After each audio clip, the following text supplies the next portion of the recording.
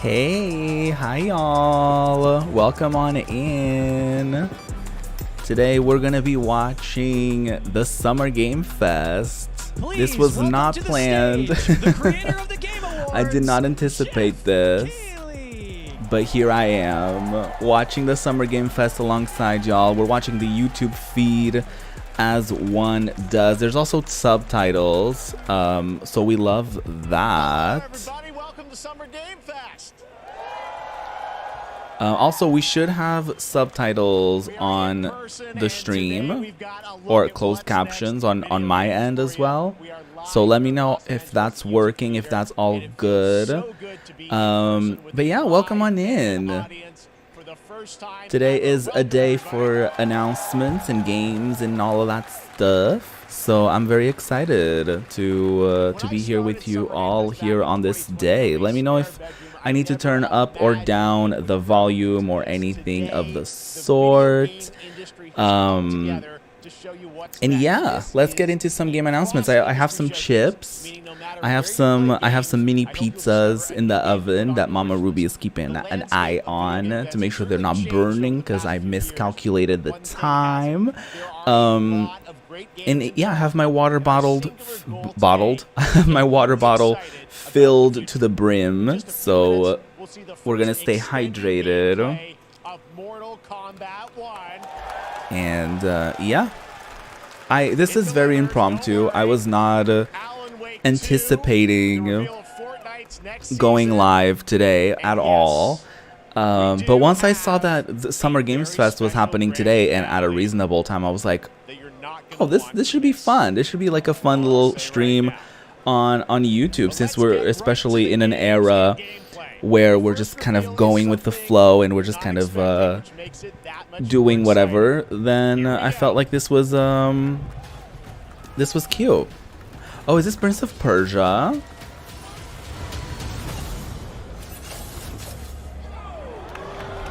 Our kingdom is cursed.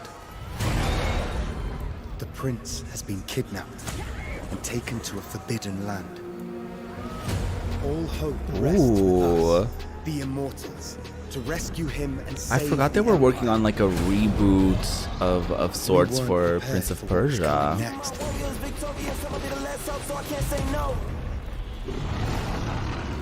Then again, they weren't prepared for me.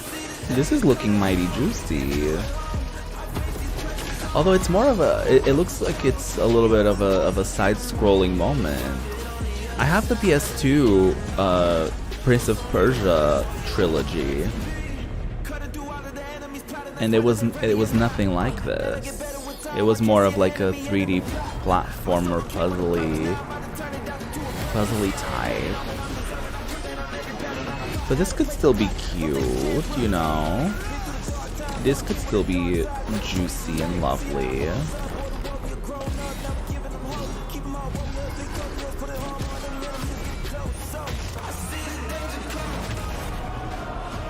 Do you know what I mean? These times of darkness, hope is the only thing that keeps us fighting. I will fulfill my destiny and save the I'm kingdom. updating my story. We're not even officially like co-streaming or anything, so I don't even know if I'm gonna get yelled at by YouTube.com for even doing this. There's But a we'll little see. surprise. Prince of Persia: The Lost Crown is coming in January 2024. A brand new action-adventure shall see. platformer in the iconic series with deep combat, some huge boss fights, and of course, incredible platforming, puzzles, and animation, bringing a modern take on the legendary franchise. You'll be able to see more at Ubisoft right. Forward, streaming on Monday as part of Summer It Game looks like it Fest. could potentially All right, let's move be along to another a little bit of a video game different franchise that just celebrated direction. 30 years. I'm still like That's tweeting right. and stuff about the stream, so you time for know, Mortal scuffed Kombat hour. 1. Ooh, Mortal Kombat. I Let's keep forgot. you I waiting forgot on this that one.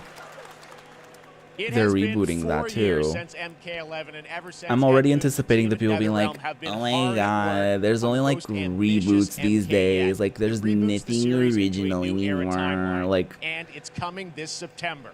I don't Everyone mind. has been I don't mind asking, reboots. I what does get it. look I like? understand the Who's on the criticism. roster? Like, let's do How do the something new cameo original. fighters work? But I also Well, like I now get it it. is You time know, for like combat. reboots are No fun spoilers, when but this they're video good. is literally insane. When they're Here good, they're is an fun. extended first look at the story, gameplay, and yes, of Oh, yeah. course, the fatalities. The story. Everyone plays Mortal Kombat for the Let's do it. story.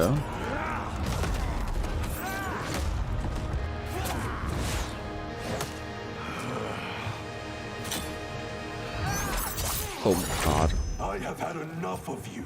Then go before I put you down. Oh, ooh, wait. This is looking juicy.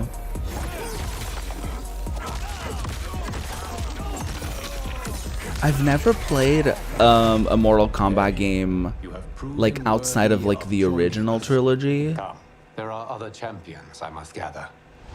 so I'm not really Seto. super acquainted with the levels of hyperviolence in like a more realistic type of fashion.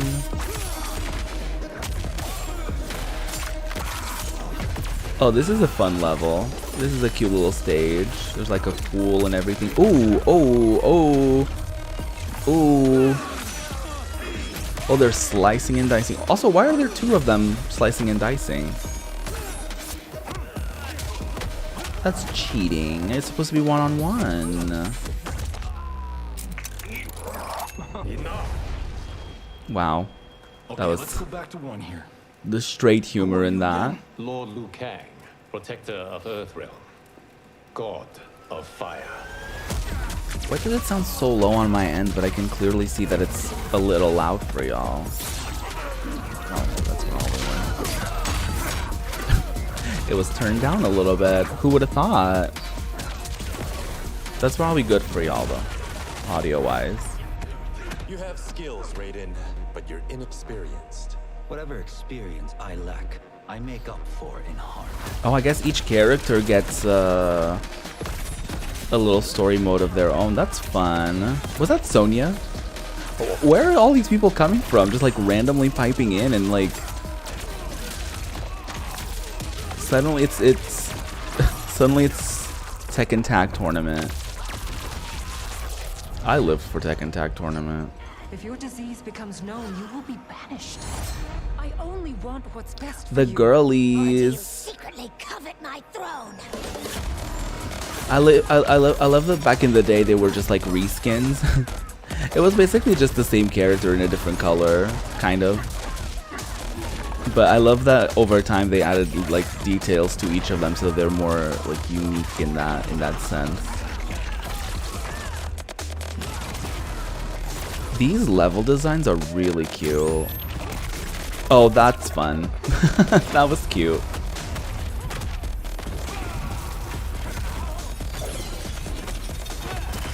That was nice. Oh, ooh, oh. Oh my god. Every once in a while, I feel like Mortal Kombat just shows up to remind us that they're the reason why there's a rating system in video games. Jesus Christ. I think I'm gonna skip on this one, to be honest. I don't know if I can manage all of that. I don't know if I can manage all of... Ooh. Yeah, I don't know about that. I don't know if I can handle all of that. Oof. Good thing I'm not eating any of my snacks right now. I mean, that was pretty good, right, guys? That would have been real bad. Now, I'm sure you have many questions about what we just saw, and to tell you more, I am so honored to welcome to Summer Game Fest one of our industry's greatest creators. I'm a little disturbed by what I just saw, to be honest. I'm a little like shook right now. Please join me in welcoming to Summer Game Fest the creator of Mortal Kombat. I'm a little shaken. I'm a little shaken at the moment, to be honest with you. I've yet to recover from what I just witnessed. Congratulations.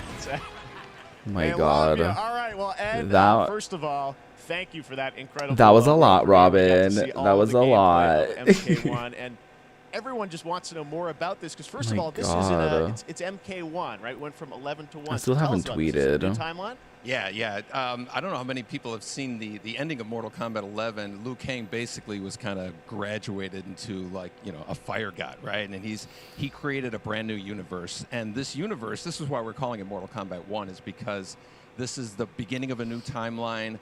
A number of these characters you've New seen time, before, but they're told in a new completely different me. story. I don't know. So Sub-Zero and Scorpion are brothers now, and there's all these things that were rivalries before are now allies, and so mixing the whole thing up. So we're just kind of rebooting, and that's what the 1 is for.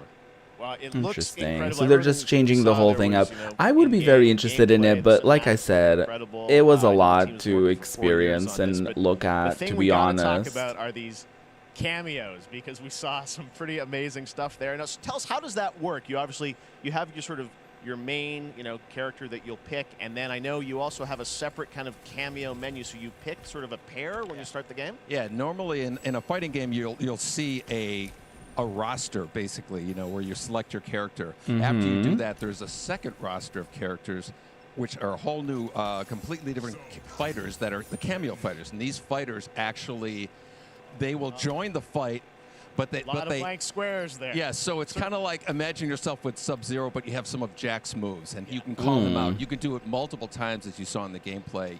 So you can you can basically combine these two characters. All the characters you can be can combined with all the cameo. What I want to know is, like, and are the that's where you cameo see- characters that's where the also player's kind of available imagination to comes in. play They can actually customize it for what they like seeing regularly? The best team ups. Well, so how does that work? So you're in gameplay, you have your main, you have your cameo. How do you summon them? Is it time-based? Like, how often do they come in? It's not a tag team thing, right? Yeah, exactly. And you're basically summoning them. It's just one button push is basically summoning, but they have a variety. So you can go, push that button with towards, and it'll do a different move. Push it with down, it'll do a different move.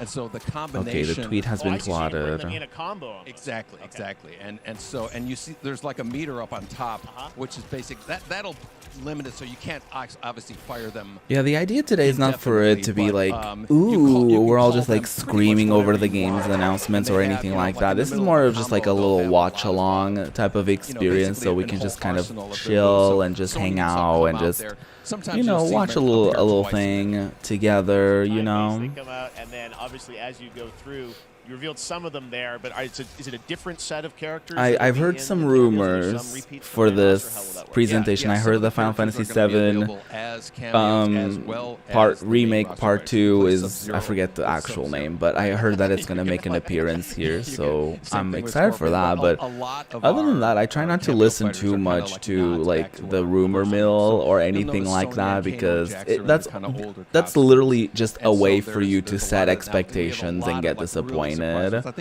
So Yes, girl, talk yeah, I'm not gonna do that. I'm not gonna do that. I'll be fine if those don't make an appearance here, really. So we'll be good. We'll be good. Well, speaking of 90 old games, Oh yeah, I haven't. confirmed, I think, or I at least forgot known that this John also Claude doesn't Van Damme is actually automatically going to be in this game as Johnny Cage. do right? Is that a true? thing on Discord. So let me Bloodsport also was such notify an the inspiration friends for on Mortal Kombat, so Discord finally that now we get- are I think doing a it's thing huge here. First, full circle moment. The first Mortal Kombat game, we originally wanted to be Van Damme, the video game, and that never really worked out. So I can't tell you how many times over the last 30 years we've tried to get him. We were this close, like 4 or 5 times, and so finally we got him, and he's doing the voices too. Wow. So you're going to hear John Claude, his voice doing Johnny Cage lines and stuff like that. We're really excited about it. Well, that's fun. Well, I know the team has been working so hard in Chicago to build this through COVID, and it's coming out in September, so we don't have to wait long. Let me start munching on my This has been a chips. very difficult secret to keep over the last 4 years. Crunch and munch. And so, but we could not be more excited in terms of getting players' hands on it. And throughout the summer, we're going to be showing Hopefully they're a not lot showing more content, gameplay. a lot more characters, a lot more cameo characters. So there's a lot of reveals that are coming up. Amazing. Well, Ed, thank you so much for giving us the first look at MK1, as you said, this Also, I weekend. might People turn will be up playing the- at WrestleMania, so we'll be seeing lots more coverage, lots more characters to reveal on the main roster and cameos. Ed Boon, I might thank you turn so up much. the First thing look at Mortal here Kombat. Awesome. Thanks for so much. noise removals. Amazing. So excited about that one. All right. Next up, it's been a fun couple weeks for action RPG fans with the release of Diablo 4, which is truly fantastic. Is that good? Can y'all hear me Another still? Big and anticipated It might be too ARPG intense. is Path of Exile 2 from I'll do Grinding that. Gear Games, who have faithfully been updating I'm and testing patching the original things. PoE since its release in 2013. We'll see haven't how that seen goes. anything on the sequel in over 2 years, but that changes right now. Here is your first look at a raw gameplay capture from Path of Exile 2, a sequel that pushes the engine and gameplay to a new level. Okay.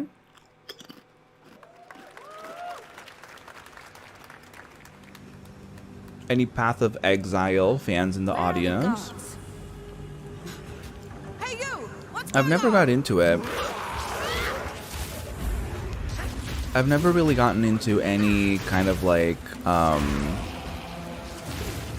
any kind of situation where it's like a top-down action RPG thing. Like I never got into those. They don't look necessarily bad. Like I just don't know. It's just a genre that hasn't really I guess attracted me as much, if you will. I'm more into, especially like this type of like fantasy.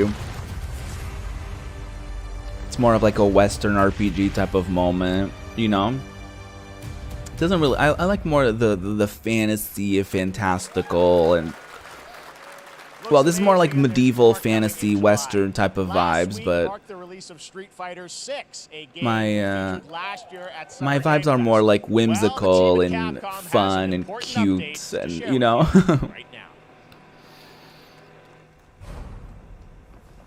Street Fighter. Hey, Lynn.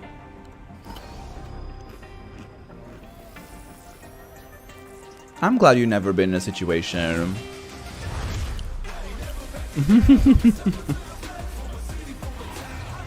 I want nothing a part of it. I want nothing to do with it.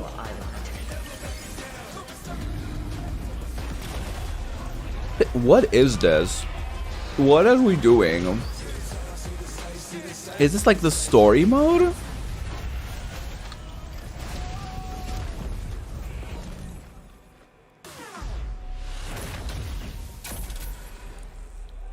Oh, it's like it's a collab. I was like, what the fuck are we doing? Okay. They're really trying to make Exoprimal a thing. How are you doing, Lynn? It's good to see you. Off against a dinosaur probably wasn't on your bingo card for today's show. That Street Fighter Yes. Cross Exoprimal I'm eating collab communion will launch tomorrow wafers. with the game coming out No, they're Friday. chips. But guess what, guys? That may actually not be They're the just- they're craziest chips. collaboration on the show today. Check this out. There's nothing more powerful than imagination. Could you imagine if I was eating communion wafers? Can you just buy those? Reality. Is that just a thing? Everything you may think you know. Is that Nicolas Cage? Oh, Dead by Daylight is doing a thing. That's fair. That's right. Nicolas Cage is coming to Dead by Daylight in July. I mean, I don't know how these things happen, but I figured Yeah, the girl. easiest way to find out is probably to go right to the source. This I don't think man's anyone bold knows creative either. choices have earned him an Academy Award and a few memes on the internet across more than 4 decades of incredible films. Please join me in welcoming to Summer Game Fest, Nicolas Cage! Work. That's kind of fierce. That's kind of fierce. You can buy them. I love that. Nick, I gotta say, welcome to the video game world. Oh, wow, I don't know why you Thank would. I'm so happy to be invited to your very, very cool But you know. club, everybody. Finally, I mean, I gotta say, this is such a crazy, unexpected collaboration. I gotta understand, how did this come back. I mean, some people be like, Are oh, the maybe eating it'll show up in sounds Fortnite, obnoxious? maybe Yeah, it'll I'll be be in the honest with Kojima me. game, but Dead by Daylight, I mean, how does this Maybe I can happen? just turn Well, this up louder. It's a museum Hold on. of horror, right? Yes. And when I make movies, one of my favorite genres is horror. And in this, and in that genre, Oh, there's you a can even hear character, that. a Okay, murderous great. ghost named Sadako, who I think is amazing, and she made an appearance in this game, so that was good enough for me. Okay. That's what, yeah, I mean, that's what's fun is you're playing one of the survivors in this game, and it's cool that, you know, it really is this museum of horror. Michael Myers, you said all these different characters all coming together. And you play yourself, or who do you play? So I play this I'm surprised. heightened, exaggerated version of a I don't film know. actor named Nick Cage. I'm not necessarily surprised that people still play Dead by Daylight, but it's wild that the He's game is going still to a like location going, thinking you know? He's making a movie, and instead he wakes up in the fog. And in the fog, he's surrounded by crows and serial killers, and it's rather amusing. Because I feel like And nowadays there's something it's so about easy it for that I games to think just like as a survivor get is lost like in a the sands of bonding time, I experience. guess. It's But a I bit guess like hide Dead by and Daylight seek. came at You a have time your where 3 that other wouldn't teammates who are happen like survivors as with you, much. and it's teamwork. You're working together to pull through. Because if you think I about it, it was like that. Dead by Daylight so and that was Fortnite and a lot of those reason for wanting games. to do it as well, that feeling So, of bonding with your friends. And you're They got to to be established. They became established franchises, I guess, you know. I want you to know And I feel like nowadays it's probably harder for like a new thing to become established, you know. I want you to know that you're with me, that we're one, that we're fused. And so it was important to me that everything I do, everything I say, from the Okay, scream bro. to the grunt, down to the most minimal, exasperated expression of a sigh, whatever it is, it's my voice, so that we are fused. All right. Fully method If you that crave game. the I taste love of it. styrofoam. I mean, this is so fun. This game, as you said, is Yeah, such I an don't awesome know. Kind of, you know, I don't know about collaboration with her. So many different characters. For you, I mean, how did you find out about Dead by Daylight? Do you know much about the video game? Somebody world? very I guess if they important sell my them in family bulk, is a Dead it's by probably for Daylight the enthusiast, churches to buy and them. that really put the hook in. Ha, pun intended. That's what I would assume anyway. See, Dead by Daylight to me was an opportunity to branch out. I've never been invited into this space before. Yeah. I'm always looking for new adventures. So this to me was like, wow, I can make it. Girl, it was a paycheck. Let's just be honest. It was an easy paycheck for you. Dead by Daylight adventure. I didn't say it took me nothing but a split second to say yes. And speaking about split seconds, what excuse me, what I noticed, excuse me, sinuses, allergies. What I noticed was that every move you make when you're doing this, when you're in the gaming space, it's timed down to the split second. I love that. It's a very immersive experience when you're acting out in this space. I love the Every idea move, of, like, every grunt, every sigh you make has to be Church timed being like, perfectly this is like with the gamer's sacred and moves. communion that and was all something this that I shit, and learned it's from this, like, and I'm always looking to learn something. girl, no, you can just buy them in Love having bulk. you in the video game world. Like you Let's can see just Nick fully Cage buy play that in games bulk. with Thanks, guys. Like the whole like fantasy of it all, like the whole theater of it. It's like, Nicolas Cage, great to see you, man. you know, it's Oh, it's there you go. unveiled. Look at that. Now, for all of you who want to play Nick Cage and Dead I mean, by they probably just Daylight, use the also chapter like box officially wine comes or out some on shit like July that. You know what I 25th on mean? PC and console, but PC players can try it earlier by downloading the player test build on July 5th. And here's an exclusive first look. I love at the idea Nicolas of, like, Cage in Dead by Daylight. The blood of Christ being like a cheap ass box wine. For the sake of the theater of it all.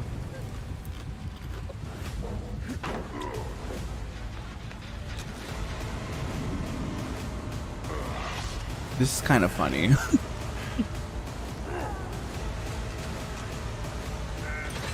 I'm not gonna lie to y'all, this is kind of funny. Damn right I made it. That's funny. I think that's really funny. Anything goes here at Summer Game Fest. All right, thank you very much, Nick. Now, lately we've been seeing an incredible number of video game adaptations, but back in 2019, The Witcher on Netflix, inspired by the Witcher book series, showed the potential I of love well-done that, adaptations, and later this month, season I love that 3 Dead by volume Daylight one is like, arrives. usually Now their it's time DLC for the packs world is premiere like of the trailer, introduced by Henry Cavill. a couple survivors, a killer, a lot of this stuff, and now they're fully just being like, here. Something with you. Be sure to tune into The Witcher season Nicolas 3. Cage, Volume 1 that's it. Like, what? Volume 1 debuts on June 29th, only on Netflix. Get ready to watch the world premiere of our brand new trailer for season 3 of The Witcher. Thanks for tuning in to the Summer Games Fest and enjoy. Any Witcher stands in the audience? Never seen the series, never played the games, girl. It's not that, again, it's the same thing as like Western RPGs, like fantasy. It just doesn't really like fully click with me, like that European, like castles and dragons and all that shit. It doesn't really like, you know, it doesn't really vibe with me. Hey Lotus. What? I don't think you missed anything new. They showed Prince of Persia, which is like a side scroller. It's not really like a 3D platformer, so that's interesting. They showed Path of Something, and then they showed Nicolas Cage in Dead by Daylight, and now they're talking about like The Witcher 3. You sure about this? Are you? How are you doing, Lotus? Oh, I don't think I asked you also, Lynn. I hope you're doing well. How are you doing?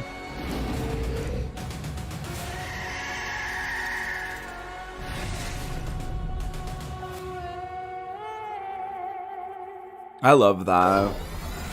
The Goths buying the rosaries in bulk to customize them. I love that. History has a way of repeating itself. This isn't a video game. Get these wigs out of here. The dangers we've seen foretell an even more menacing future. The way those wigs are wigging. Time I understand your fear.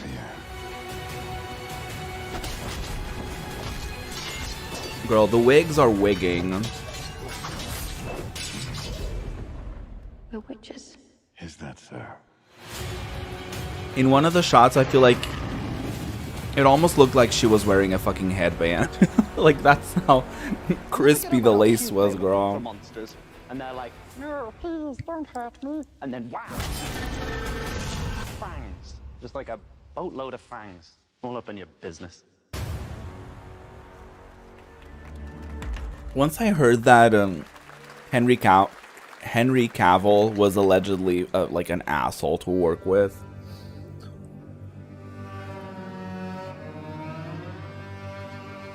You know, anything that made him attractive, it just suddenly didn't click with me.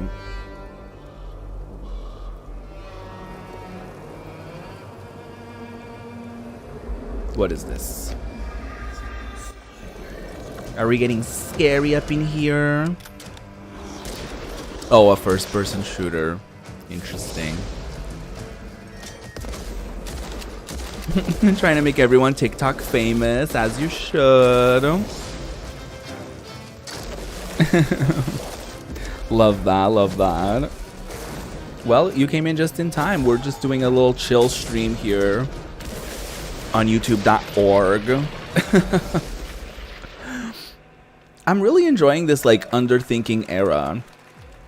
Like, I just saw, I forgot this was happening too. Oh, you mean the game? I thought you meant like the Summer Game Fest. I fully forgot the Summer Game Fest was happening until I saw a tweet today, and I was like, oh, work, let me like watch it live. Why not? You know? And that's how it is. And I'm having fun. I'm having fun with that. Just kind of, and y'all are gonna be proud of me, because yesterday I had an idea, and then I was like, oh, I could either do this or that, and I was like, let me write down both, and I could just try them out. I can just try out both ways of doing this thing, instead of just like overthinking the process of how I was gonna do it. I was just like, let me write all of the ideas down, and then I'll pick as I try them out and see if they're good as I do it, right? So I already have a bunch of ideas for upcoming streams. So that's fun. Also, let me know if the audio is cutting me off too much or something. Because I turned up the audio, like, you know, the background noise thing. Because I was eating. So if it's cutting me off a little too much, I can always turn down the strength of that. Of how powerful it is. I wish I could forget Summer Game Fest was ever happening.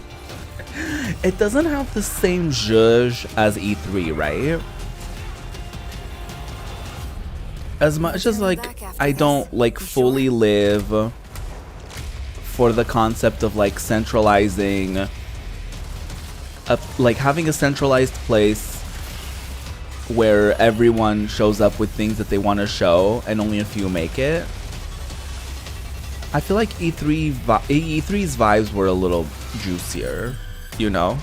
And also this feels like more centralized because it's also like it has to be Jeff Keighley approved.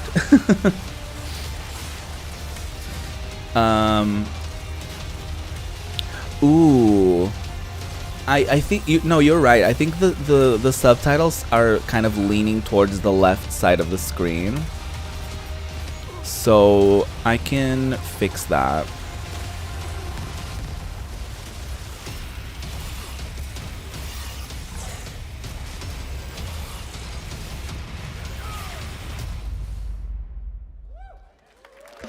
Oh, I just fully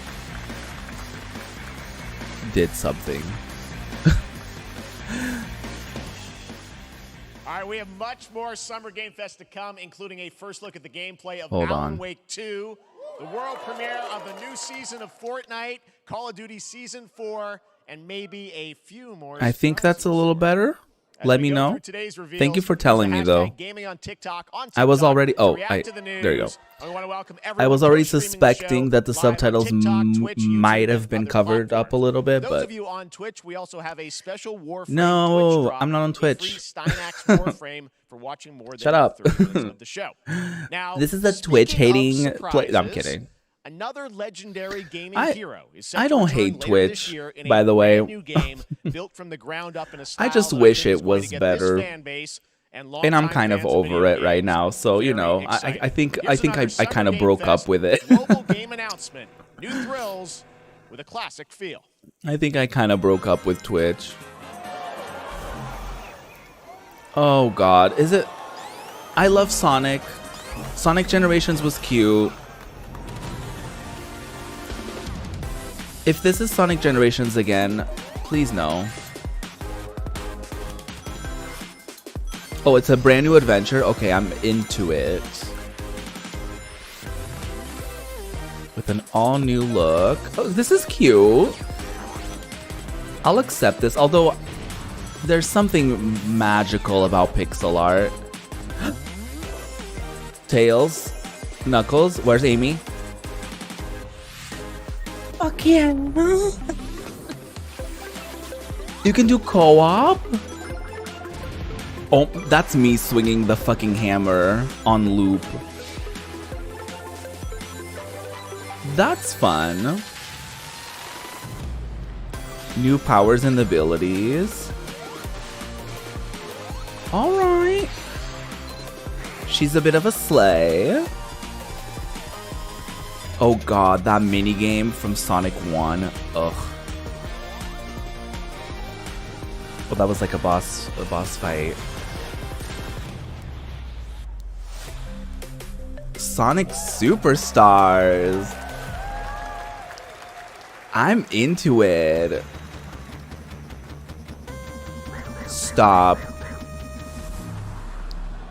An extra character. Fall 2023. Okay. How about that? A new standard for 2D classic I'm Sonic into it. I'm into it. Legacy fans alike.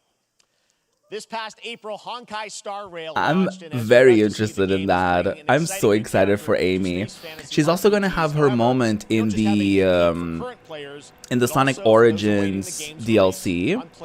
So I'm very excited for Amy to have a moment.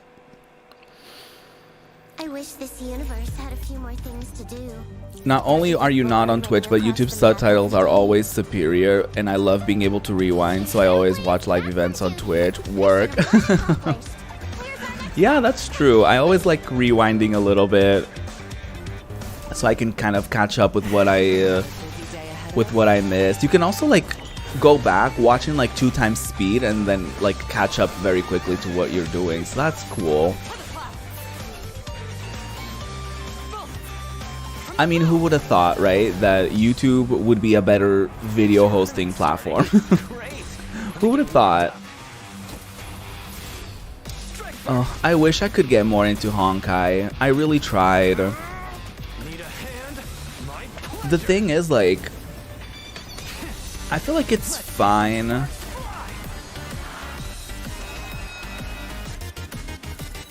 Like, it's a fine game, and I feel like if I were to maybe play it in the toilet, Never mind. inside of the toilet specifically, it would probably be just a fine experience. But if I'm gonna have it on my PC, it just doesn't hit the same as, like, you know, literally any other turn-based RPG.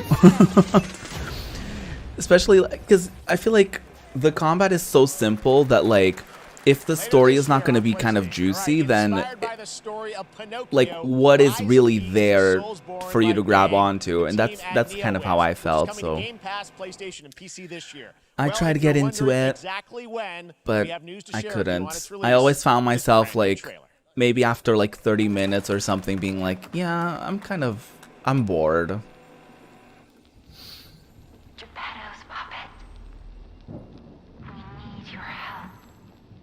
I wonder what's up with Pinocchio having so many adaptations happening everywhere all at once.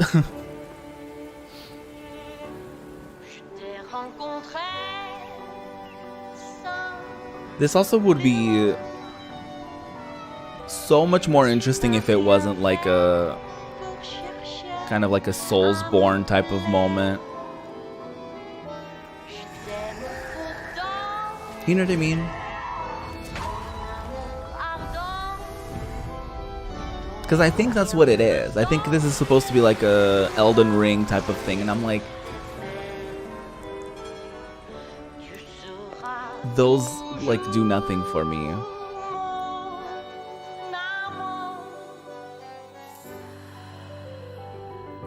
Yeah, I got you. Don't worry, Lotus. Sorry if there's any like low latency or anything. But in order for me to have closed captions, I have to have normal latency. So I don't know what normal latency on YouTube means. I'm also a little late to reading y'all's comments in general because I'm watching this. So, you know, hang in there.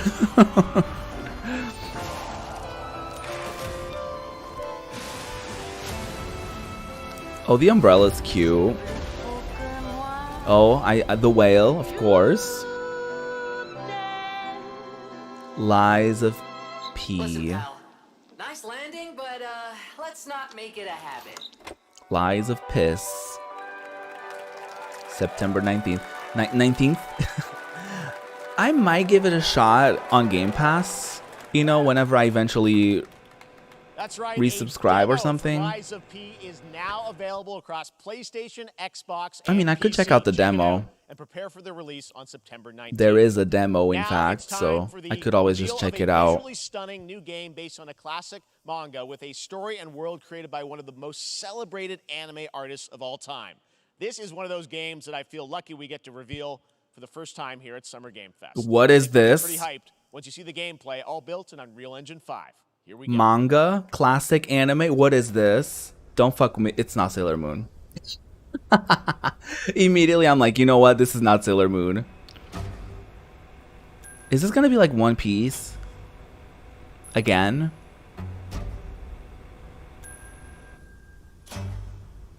Wait, this could be, no, it's not gonna be. Oh my god, I keep forgetting. The Alchemist thing. It's not gonna be that. From the creator. Oh, is this gonna be like Dragon Quest?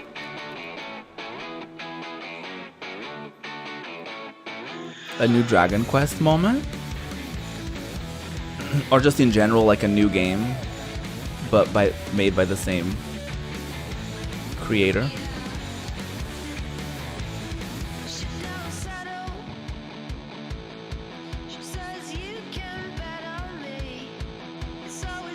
Yup, you got it. You got it. I think it's a bit delayed, but that's okay. I can manage.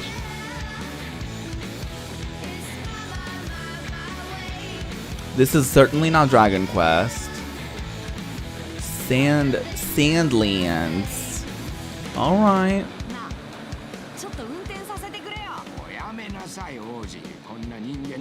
This is cute. This is cute. I always live for a little bit of a weeb moment, to be honest.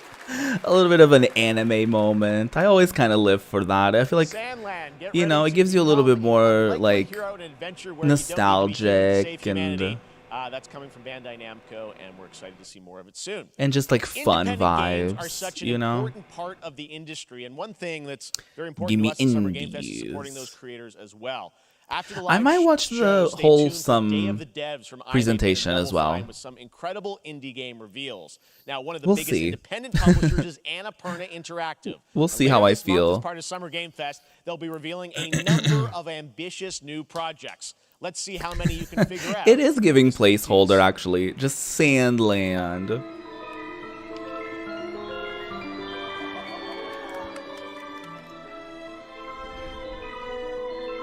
June 29th. Oh, is this one of the presentations you were mentioning, Lotus, earlier?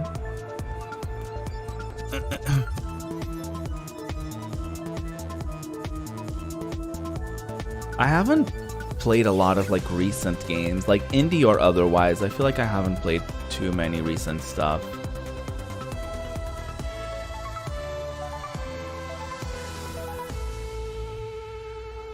Annapurna Interactive. Oh, okay. I wonder what that was at the end. We'll find out later this month. All right, next, we're stepping into the world of Throne and Liberty, a free-to-play PC and console MMORPG from NCSoft and Amazon Games with an always-changing environment, massive scale, No, PvP, Amazon. PvE, and the ability to transform into creatures I'm kidding. battle across land, sea, and air. Here's a look. Suddenly I'm like anti-Twitch, anti-Amazon. Like, no, that's not what's happening. Our guiding star has shattered.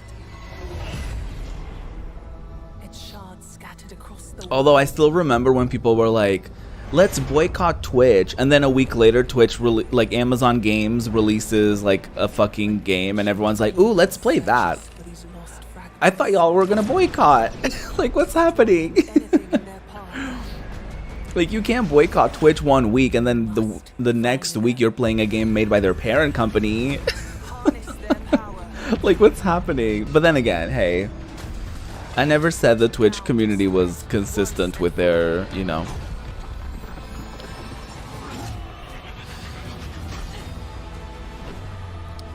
I mean, you're right. It's not like Mr. Google is gonna stop us, so, you know.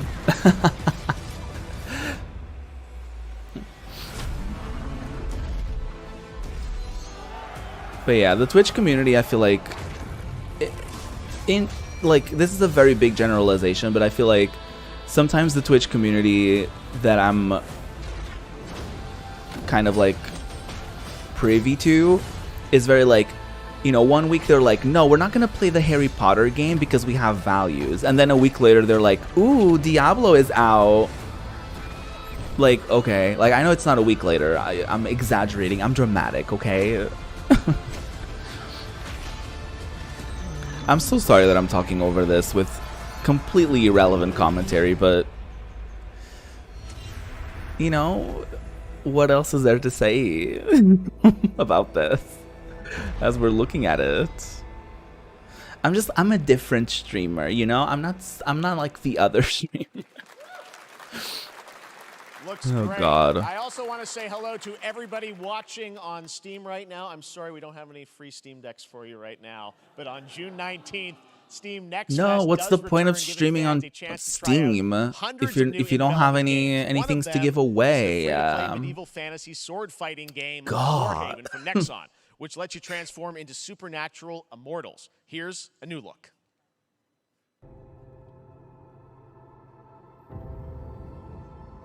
We keep our personal streaming circles small for a reason. Yep. Yep. Cities rise and empires fall, but it's a war worth fighting. We're taking This is like so serious. hold the line up, here we touch, and we keep I'm not. Y'all know what I'm thinking. I don't need to repeat myself. This is not my vibe. So far, I feel like the only game that there's like a couple games that were interesting to me. It was The Lies of P and Sandlands. But even then, I'm not like, woo, you know?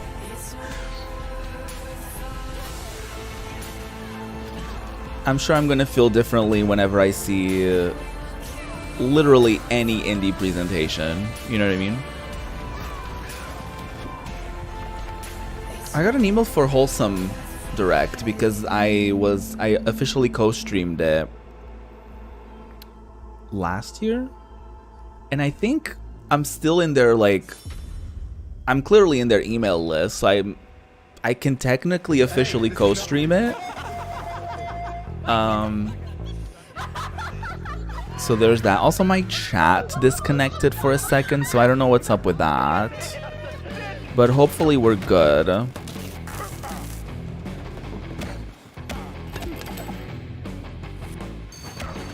Type 1 in the chat if everything's fine.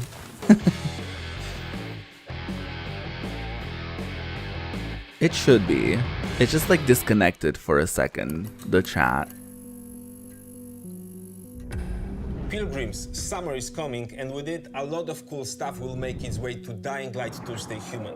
Get ready for darker, more dangerous nights and roaming volatiles, complete with improved I've never gotten into Dying Light either. It's like horror-y type of thing. We'll kick off an event season like you have So, never seen before. yeah. Trust me, for one of them you will want to get One your thing that I butt don't like about hardwired. Summer Game Very Fest soon, you will get the deadliest is summers that today.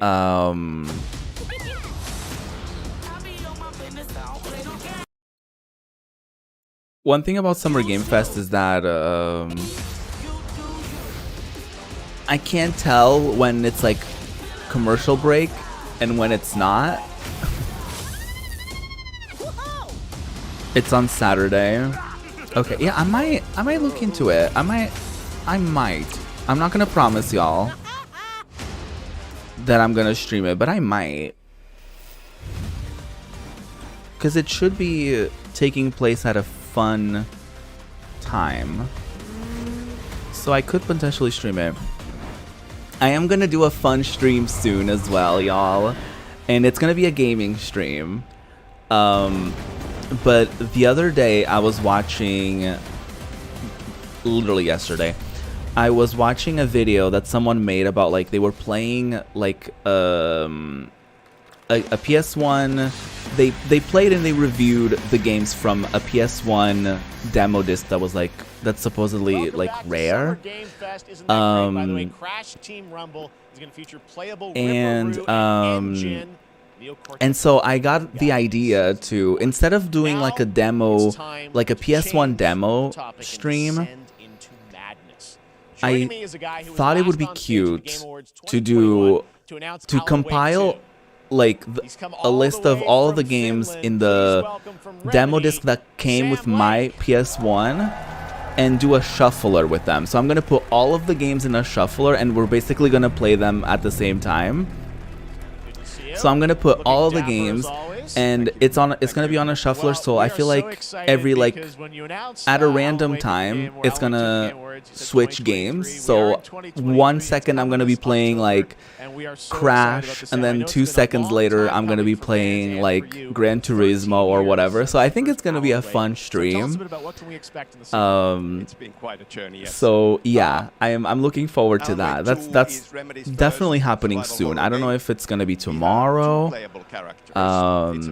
or oh, Saturday. I don't think I'm gonna be able to do it then, because my brother's coming over on Saturday. I just remembered that.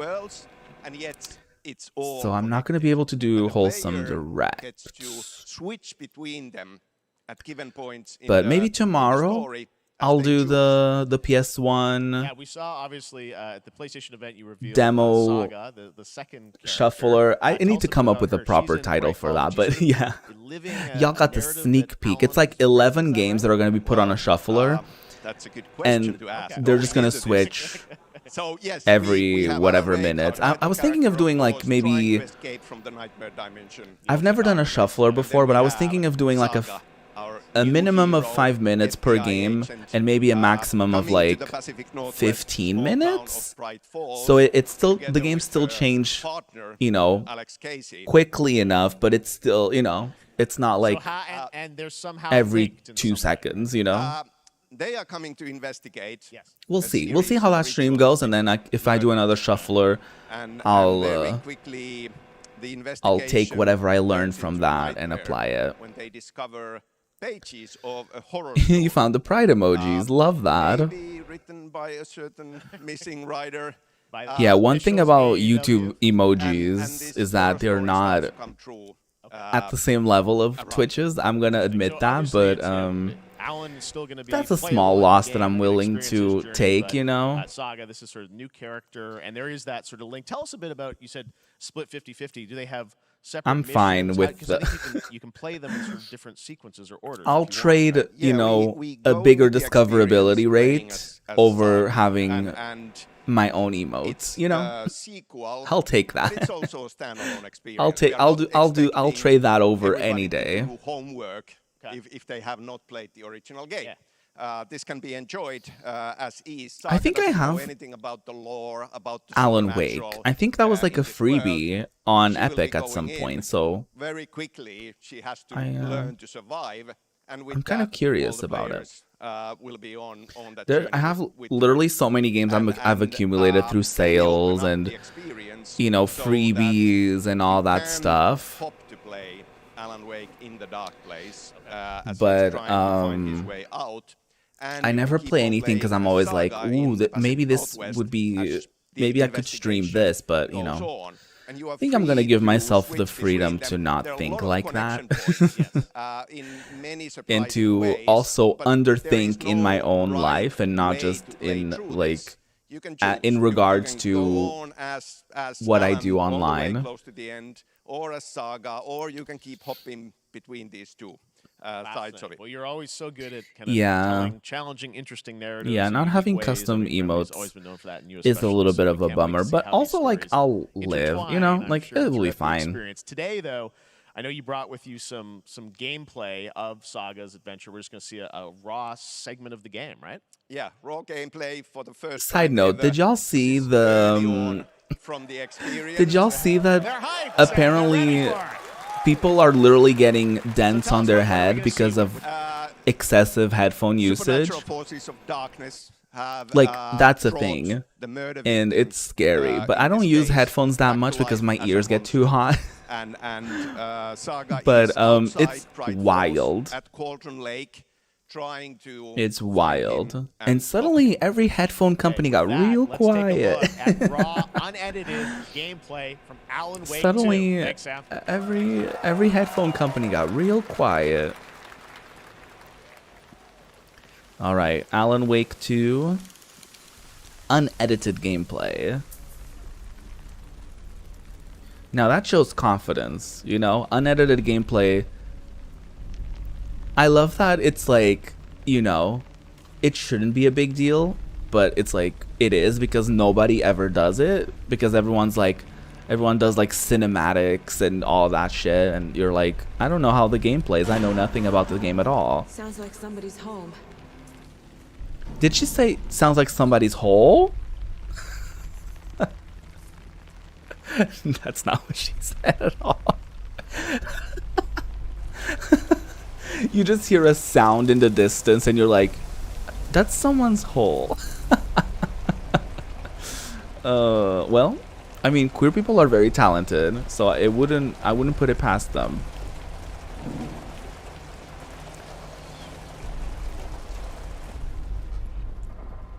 Oh, that's true. I didn't clock that. Yeah, it's probably PC. I would assume. Okay, stream's done.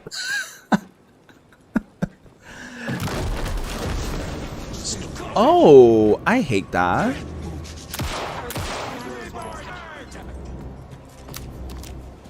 The way that I just fully forgot that Alan Wake was like supposed to be kind of like horror. And I'm like, how dare they jump scare me?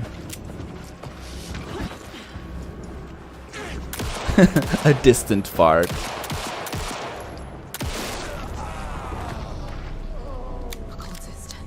Oh wow. Oh wow.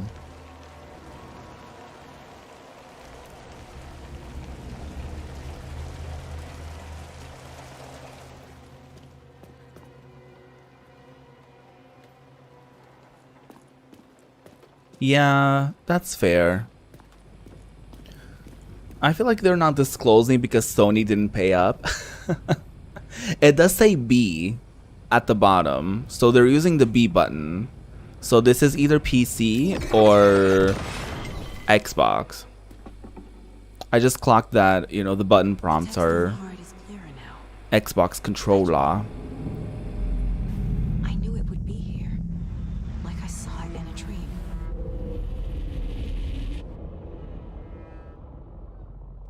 I'm glad you're on this. Should I play Alan Wake? And if so, should I stream it? It's for us. We were all trapped in a horror story. The horror story wanted us dead. There's something I'm forgetting. I'm surprised they haven't done American Horror Story, the game. Something's not right.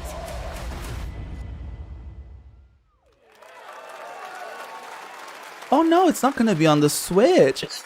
A long time coming, but Alan Wake 2 looks incredible. Thank you to Sam and Remedy for that first look at gameplay. Now let's get a first look at the co-op campaign, Warhammer Space Marine. Could you imagine? Oh my god. We're facing a Tyranid splinter fleet. They engaged us on 2 planets. Avarax. Sometimes I notice things. Look at me. With you, Titus. I have my reservations about your reinstatement. There could be questions. That'll be a problem. No, Captain. Should I? Listen, I like, you know, I like Resident Evil. I haven't played all of them, but I've played most of them, I feel.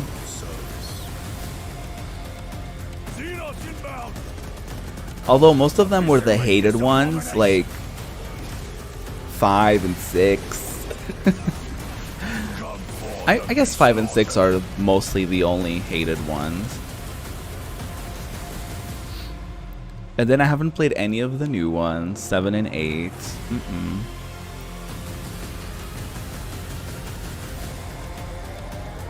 Open the gates.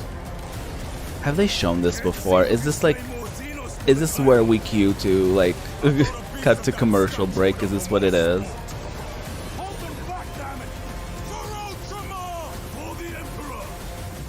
That was the thing that I liked about the E3 stuff, is like you would get like an hour or 2 with like that specific thing, and then you would know for sure when it was like commercial break time, you know what I mean? Like in between presentations. I liked that.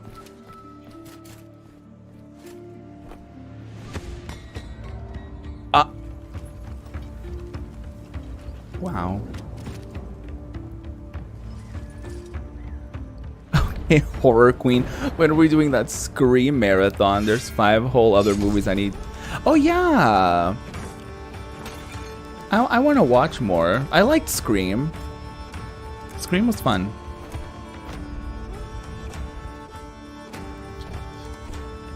They make like 3 new Warhammer 40k games a year, and 1 or 2 of them are identical. Work. I think they may have shown one of those earlier, so that's why I got confused. I got confused.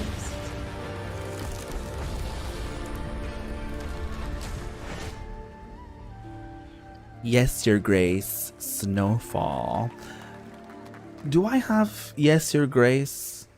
Did I get that in one of the itch.io Now it is time for boom another delays? global game announcement, and this one comes from the minds of Saber Interactive, Focus Entertainment, and yes, horror master John Carpenter. Horror? It's a brand new Horror world, master? a brand new story, and looks like a heck of a lot of fun. Check this out. A Horror Master?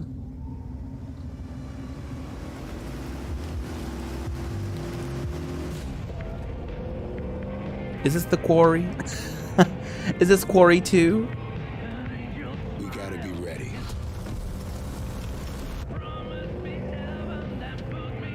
Nobody half-asses it this time. Ruby.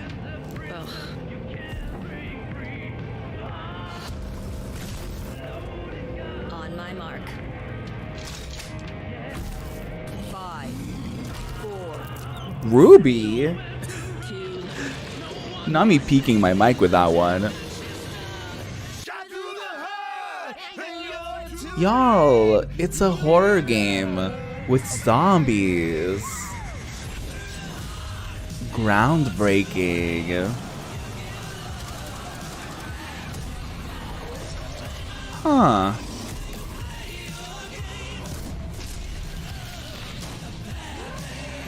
Is YouTube gonna decapitate me because of the copyrighted music?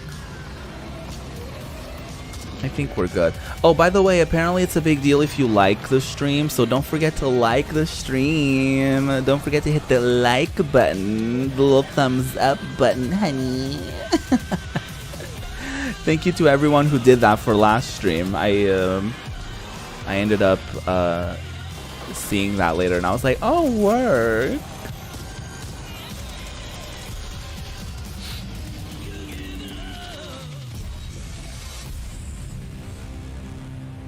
John Carpenter's Toxic Commando. Okay. More unexpected collaboration. John Yeah. and, Saber with Toxic Commando. That looks tons of fun. You guys think Great. all right. Well, this August brings the long-awaited Susan full herself 1.0 drags release you of to the Baldur's Gate guillotine. 3. And today, a new member is joining the cast. We're about to see the reveal of Lord Enver Gortash, the commander of a mechanical army of Steel Watchers. He's a second antagonist, and his voice. Baldur's Gate.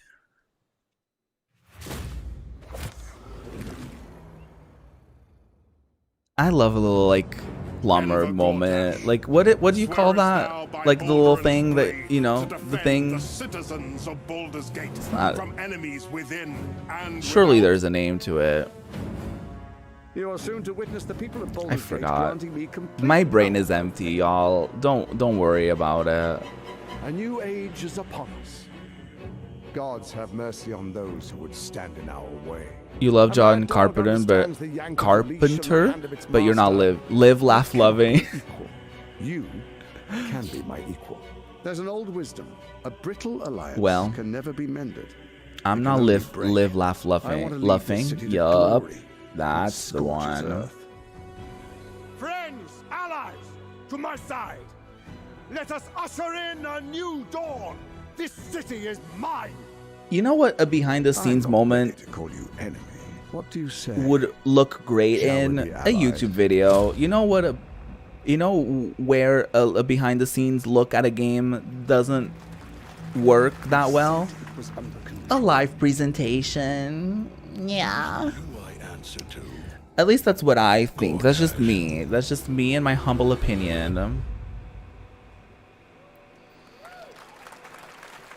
God, remember that Coach Media stream that we witnessed? And it was the worst thing Marvel Games ever and Insomniac created. are set to bring Spider-Man 2 exclusively to PlayStation 5. Sounds like you guys are a little hyped, so to tell us more is Brian Intihar, game director. Oh, Spider-Man at Insomniac. 2. Brian, thanks for coming. Thanks so much for stopping by. I know you got a lot of work to do. Wrapping up the game. When you play We'll as check it out in October. Peter, you Thanks, play Brian. as Venom. I don't We got our know. date. All right. Because it showed the Now three let's of take them a in, look at in the Power same World, a frame, multiplayer but that could have open just been world survival artwork. crafting game where you can befriend and collect mysterious creatures called I don't know. I don't also really fight. fully In other understand the words, Spider-Man kinda like Pokemon storyline and guns. lore, so Then we're going to look at the Land of the Morning Light. You a new could be expansion of Black right. Desert Online, which recreates the mythical folktales from Korea's Joseon Dynasty, and some huge bosses too. okay, Pokemon with guns and Dynasty. Pal World. Oh, that's cute. It's me and my pals. Oh, bitch. Pokemon could never. Girl, Pokemon could never. This is fucking fierce. I love this. Hold on. Wait, this is cute. How have I never seen this before?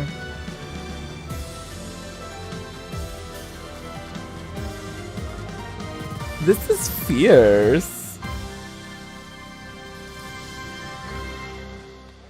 Early access January 2024. This is that was fucking fierce. I'm into it. Ooh, that pop-up. Not the bridge popping into the frame. Pokemon are a lot more shy about their war crimes. Let's get this.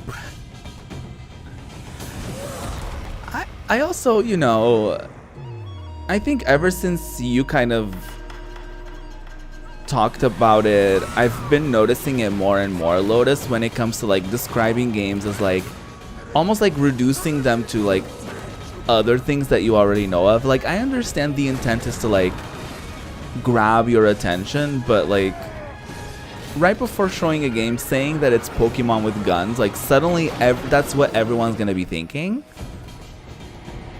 you know. And I know he was just trying to get people to watch.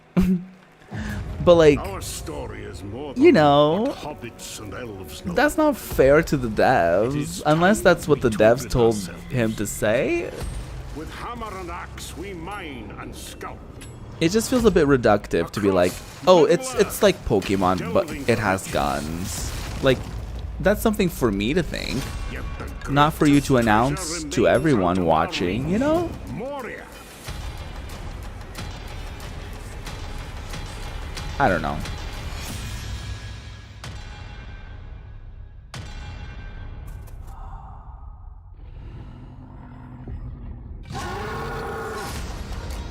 Oh, okay. Yeah, I've never seen this game before. Come, my fellow dwarves. Rally together. But yeah. It's time we took back our home.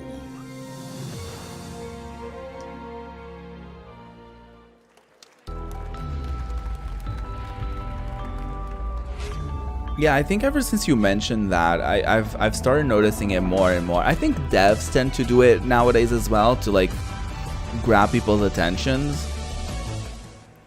Even like when trying to pitch games to like creators to stream or whatever, they tend to do a little bit of that as well. But yeah.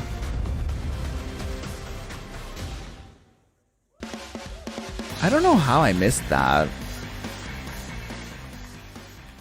Maybe I didn't, and I just don't remember right now, but... New mobile game from a legendary. Or maybe I thought it was a mod or something. I don't know. My pussy! Oh, it's a mobile game. Hold on. Oh, it's the fucking, it's the mobile... Wait, no, it's probably something else. Hold on. Yeah, it's the mobile, like, remake of, like, the entire Final Fantasy timeline.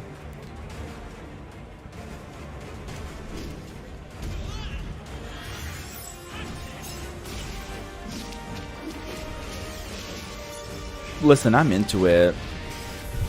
They're showing all the fancy outfits because I think the game is supposed to be free. So they're showing like all of the stuff that you can probably pay for.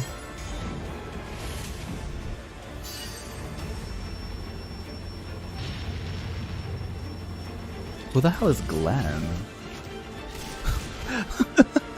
I'm like, wait, who the hell is Glenn?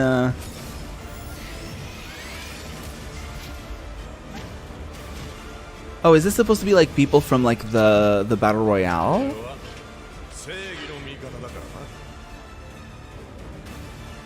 Girl, I'm so confused. Why are they complicating the timeline? Why are they complicating the timeline? Final Fantasy VII Ever Crises. Pre-registration begins now. Closed beta. Ooh. Pre-registration for Final Fantasy VII Ever My Crisis has pussy. just started, and users will have the chance to participate in an upcoming closed beta test. Now, speaking of Final Fantasy... Let me look into it. No.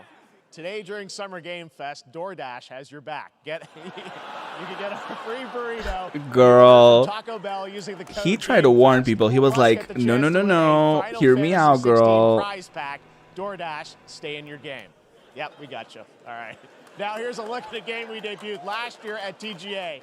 Banishers, Well. Ghosts of New Eden, the story of two ghost hunters in the haunted wilds of North America. No, I don't think it's showing on the Google store.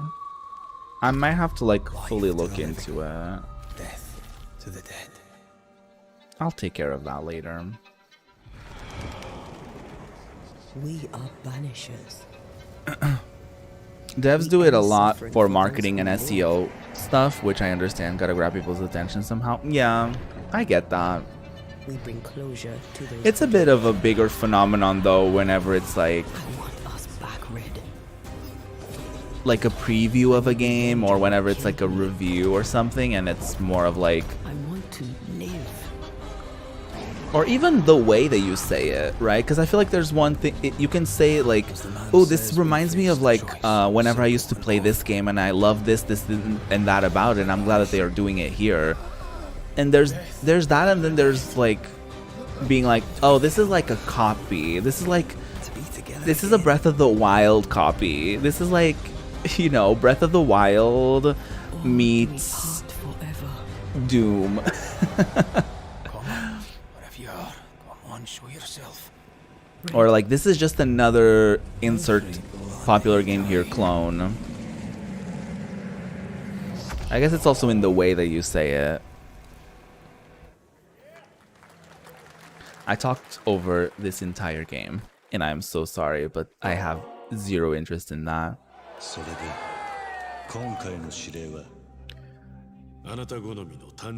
Oh, it's Yakuza. I can't see the subtitles, hold on.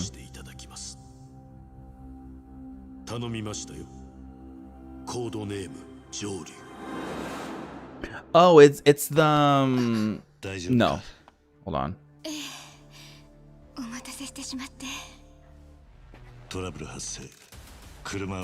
He's so hot. I am such a hole for this man. さもなきゃこれから起きることは全部お前らの選んだ結果だ I'm sad.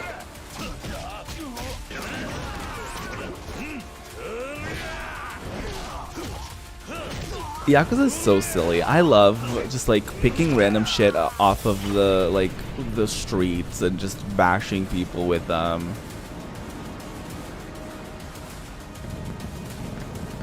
Oh my god, happy Pride!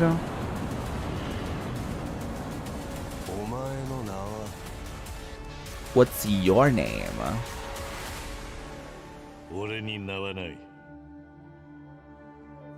Oh, there's no name. Like a Dragon, Gaiden. The man who erased his name. What? Good morning, Stanley. It is 7:32 a.m. I think they're moving away from like the Yakuza branding and going with Like a Dragon, but I feel like that's gonna make it so confusing for my little brain. Good morning. Just Stan. Base to Capsule 12. Come in. You there, Stan? Green across the board. Looks like we're good. Oh my god, it's the Ocean. Definitely a leak here, Tim.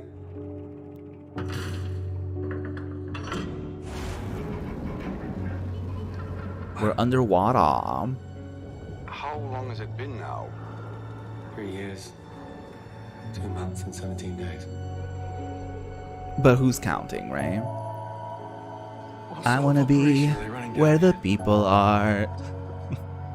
He should be here. Halle Bailey just pops out of a rock of like a little grotto. This doesn't make sense. Up where they walk. Could you imagine? I would love that. Are you there?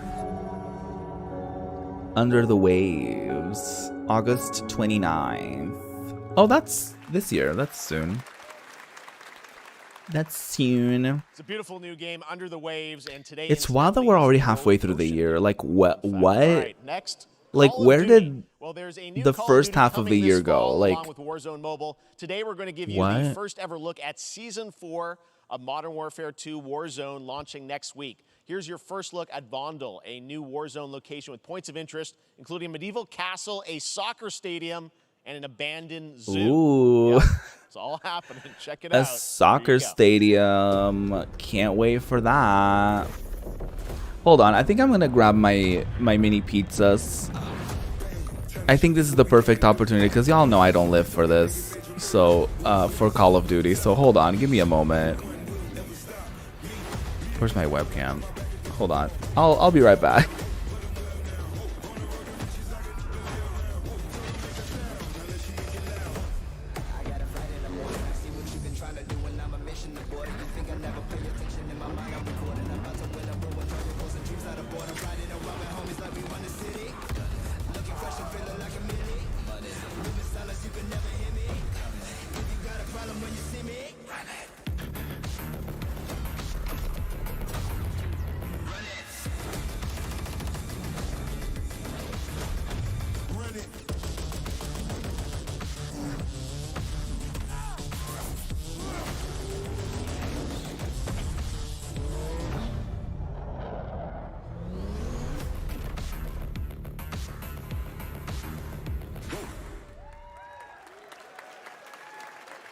Season 4 next week. Today is a big day for video games, but also a huge day for Porsche. The iconic German automaker turns 75 years old today. And to celebrate their contributions in the automotive and gaming space, and we've all raced a 911 in some point at a game, Xbox has teamed up with Porsche for a limited edition run of 75 consoles inspired by 6 famous Porsche race cars. And I'm thrilled to debut the first design here today, inspired by the Porsche 963 that's racing this weekend at the 100th running of the 24 Hours of Le Mans. Let's take a look.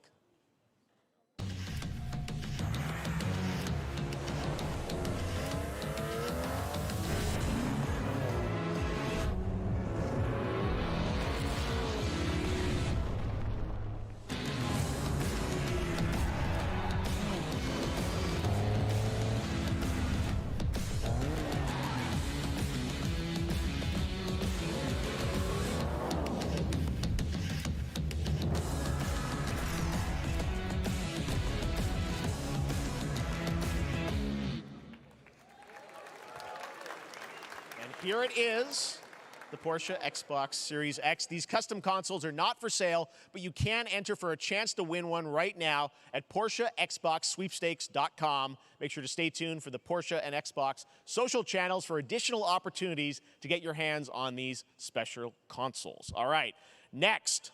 Phoenix Labs are building the next great entry into the cozy farm sim genre. We all like a cozy game inspired by classics like Animal Crossing and Stardew Valley. Previously announced for Nintendo Switch, there's now some exciting news for PC players too. Let's take a look at Fae Farm.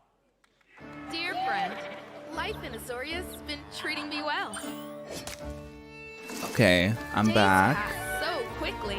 I'm back just in time for a cute game. Before I know it, Ooh. they turn into I just season. knew it. It's been a breath of fresh air. I just knew it. I think we found a way to get cozy and settle in. What did I miss? But there's something more. I feel that spin. I feel like the last 6 months have felt both like it's been a year, but also like 2 weeks. You know what I mean? Like it's a weird thing for me. As long as we're prepared, we can face anything.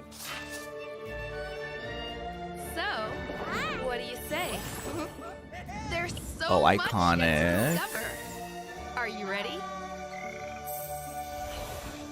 The soaps are soaping. Anyone excited for Fae Farm? We promised variety. There it is. Fae Farm and Mortal Kombat in the same show. Only at Summer Game Yeah, Fest. exactly. One Please farming welcome Ben sim Brode, in the midst Chief of all the Development Officer fucking. and flannel enthusiast at Second Dinner, the developers behind In the the popular midst of all the like collectible card first-person game Marvel shooters and Western fantasy. Man, you guys have been on fire. Last time I saw you was at the Game Awards when you won Best Mobile Game. Seems like you've been very busy. We're excited yeah, about Marvel the Snap. Spider-Verse content you've been doing. Lots going on over there, right? Yeah, it's been exciting. We've been doing a bunch of new features, some of the wildest cards we've ever made, and This dude's energy is at a new game modes. 200. Yeah, new game. Is that a segue, Ben? Certainly, yeah. I'm excited to announce Marvel Snap's biggest update ever. We have a new game mode coming next week. It's Conquest mode. It's a great way to get a super competitive experience. I fell in love with this game, and then I fell out of it just as quick. Marvel Snap, go download right now on your mobile device or early access on Steam. And for like no reason.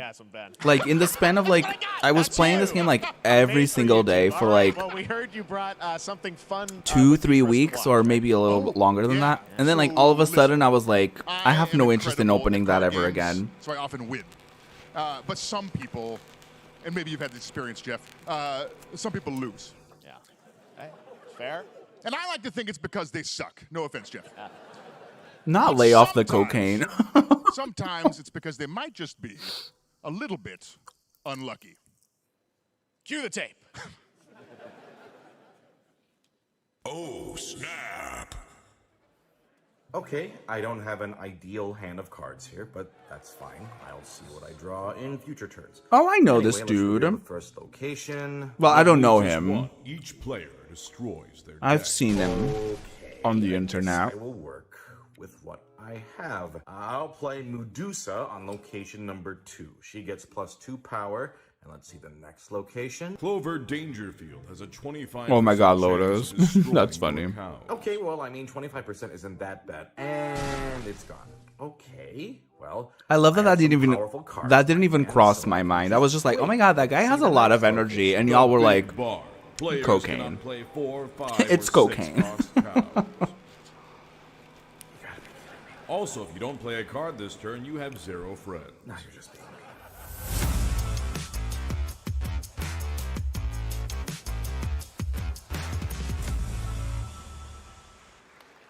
Still to come, we're going to look at Immortals of Avium from I believe EA that. Originals and Ascendant, and the world premiere first look at Chapter 4, Season 3 of Fortnite Wilds. Now, if you're looking for the smartest way to level up your gaming this summer, compare top credit cards side by side with NerdWallet and start maximizing your cashback rewards on everything from Wi-Fi to headsets.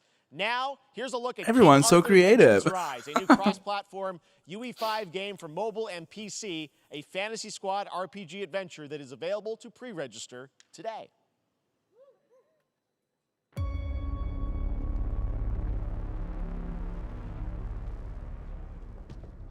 Arthur, I have sacrificed everything to save your kind.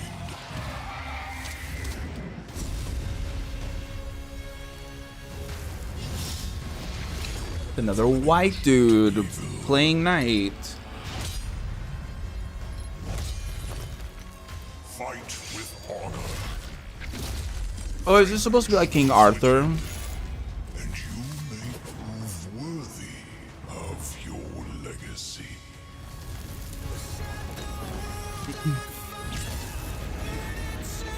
I mean, I guess King Arthur doesn't have to look the same every single time.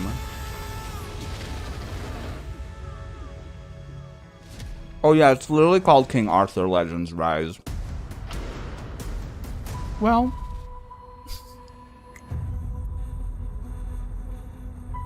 Wayfinders, do you remember the fall?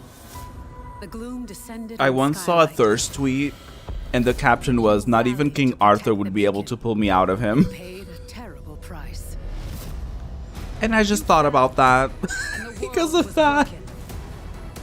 Remember who you were, who you are, and return to us. You know, this world needs champions. He does kind of look like the Star Wars dude.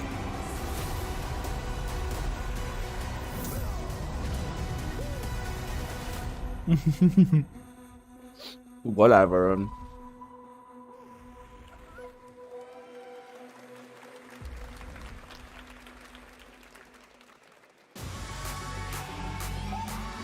Oh, it's Fortnite. I haven't played it in so long.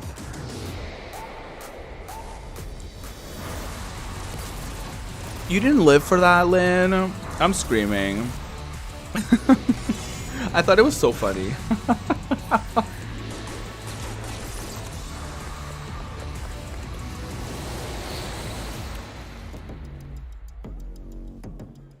I love that you come across cursed shit like literally all the time. But that's where you draw the line. Seriously, you don't stand a chance. Ooh, space. Project under construction.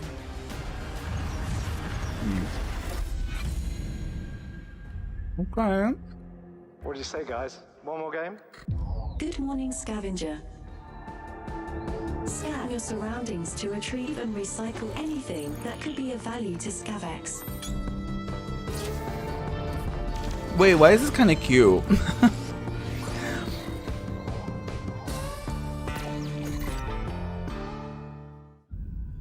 Captain's log, stardate 43152.4. Our fleet is cautiously entering hostile territory, and the crew is That's standing fair. by in open contact.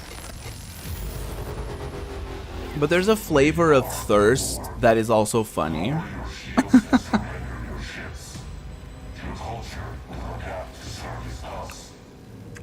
And also like a little cursed.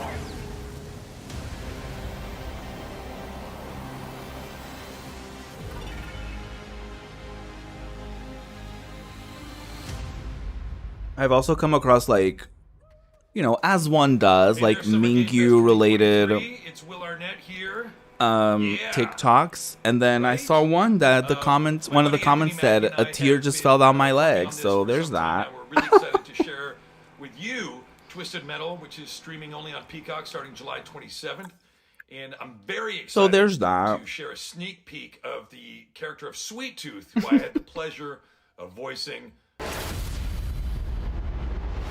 Wow. Can't wait for that.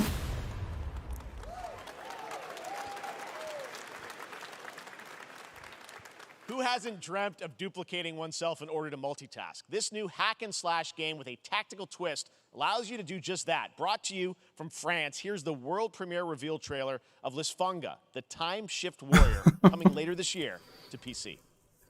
Wow. What is this?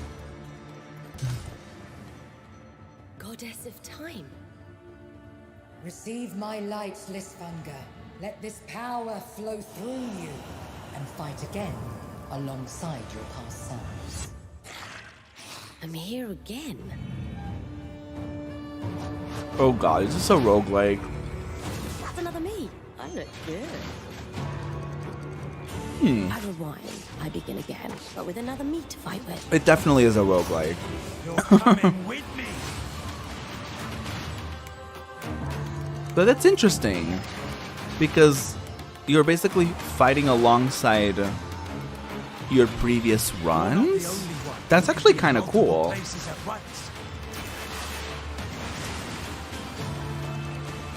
I will become Legion and crush these demons. That's actually a cute idea. I can feel that there are more. Very cool independent game. All right, next up is a brand new IP from Ascendant Studios, a single-player, first-person magic shooter called Immortals of Avium. It's fast and fluid. It's an FPS. I'm probably not going to play it, kind but of like Doom with magic. It also it was has cute. a great cast led by Darren Barnett as the main character Jack, and he joins us now. Hey, Darren. Hey, guys. Great to have you with us. Thank Hi. you. This is such Hey, a Darren. cool game. Super high production value, spectacular gameplay. Tell us about the Wait, guy he's you play. You're the main kinda- character Jack, right? Yes, I am playing the main character Jack, as seen behind me. He's a battle mage that controls all Hi. threat. He's brash, he's funny, but he Hi, gets the job done. Darren. Well, it's the gameplay, as we've seen, is just so Hi. fast-paced. There's so much action in it. Why did I you become know, Jennifer spells, Coolidge all of a casting, sudden? the magic. What All can of a you tell sudden, us I'm about like, the story and sort of how this battle hi. mage Jack comes in? He sort of becomes a battle mage, right? Yeah, he kind of comes from nothing. He's I guess they call him a street rat, is what he was. But he, during a time of intense trauma, he summons the power Interesting. to control magic. Becomes part of the Immortals, which is like the elite Navy SEAL squad of this world called Avium, and they are in the middle of an Everwar fighting for the control of magic. Okay. Honestly, you have a great work. Cast, Gina Torres in it. Lots of amazing. I didn't actors in understand the this word he incredible, said, really but that's high production fine. Value game that's coming That's out this totally summer. okay. Hopefully You know, launch get your for it. paycheck. I know you brought live. something with you to share today, which is a gameplay sequence, which is one of the most epic sort of parts of the game, right? Yeah, so this is a wild part of the game. This trailer is going to be showing you the Immortals and myself confronting Sandrak directly, who is the top villain of this game, and trying to end What I want to the know Everwar. is, and it's taking are place the in, like, dimples one in of the the most badass levels of a game? video game I've seen. We're battling on That's top what of a I wanna 400-foot know. mech in the middle of the ocean as it moves around. It's wild, so let's take a look. All right, let's take a look at some brand new gameplay from Immortals of Avium, which comes out this summer for PC, PS5, and Xbox. Thanks, Darren. Thank you. No, thank you. Honestly. Sandrax literally pushed us to the edge. Everyone that can What is this? already is. And we're still losing. There's something funny about, like, the actor who plays the lead character being like, hi, I'm here, but then the game is like first person, so it's like you don't even see him for most of the game. So there's that. 5 knots. The dimples, I think, are in the game, so that's nice. It's lovely that you get to see him in the cutscenes, but, you know, it's kind of funny that you don't really get to see him the whole game. Or, like, most of the game. Well, it's over. Oh, I hate that. My fear of heights doesn't love that. Get to the control room and protect Selko. Zendara and I will hold off the Rashanians down here. Got it.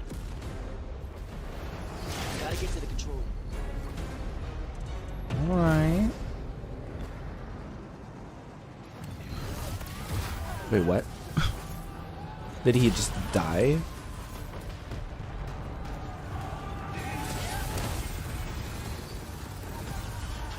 This is kind of cute.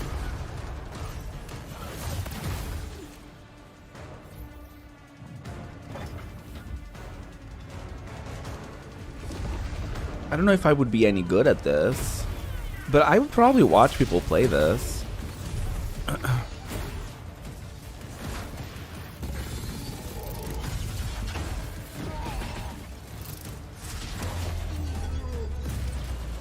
I love that most of my commentary is like, probably not gonna play this, but you know, work. Love that. Love that every single game isn't like catered to me specifically.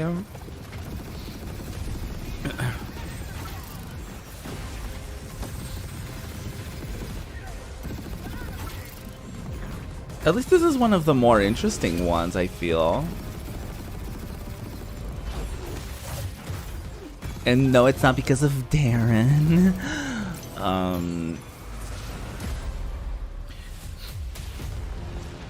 It reminds me a little bit of that, like, there was like a PS3 era where there were like a few games that were very like first person but like with a twist, and like there was like Dishonored, there was BioShock Infinite, there was like a lot of those games that were like, you know, it's first person, but it's not like, you know, it's kind of different. And I think that's kind of the vibes that I'm getting from this. Like a little bit more of like a story-driven moment, and less of like, you know. We get to show you guys so much amazing raw At least it's not a Soulsborne. You know what I mean? At least it's not a Soulsborne. One game that constantly reinvents itself is Fortnite, and tomorrow, Chapter 4 Season 3 Wilds launches, and today, Summer Game Fest is debuting the cinematic trailer to preview the season. The center of the island has collapsed, revealing a vast hidden jungle with ancient secrets to discover. And of course, there's a whole new Battle Pass lineup where you can unleash the power, yes, of Cybertron. Here we go. Okay, who the hell is Cybertron? Oh, well.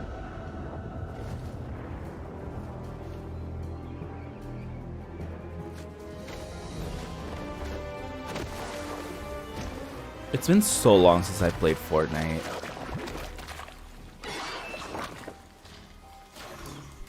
That was funny.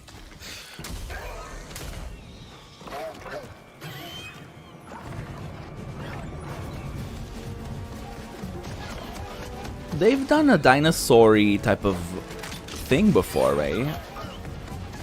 Like, this is not the first time we're getting like prehistoric vibes in Fortnite, right?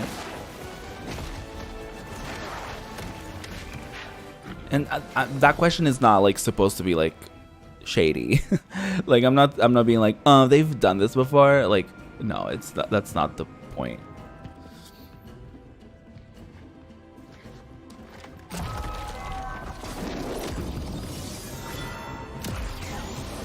Oh, Cybertron, duh. Like Transformers. That immediately clicked. I was like, oh yeah, that's what they're called. Or like, that's where they're from.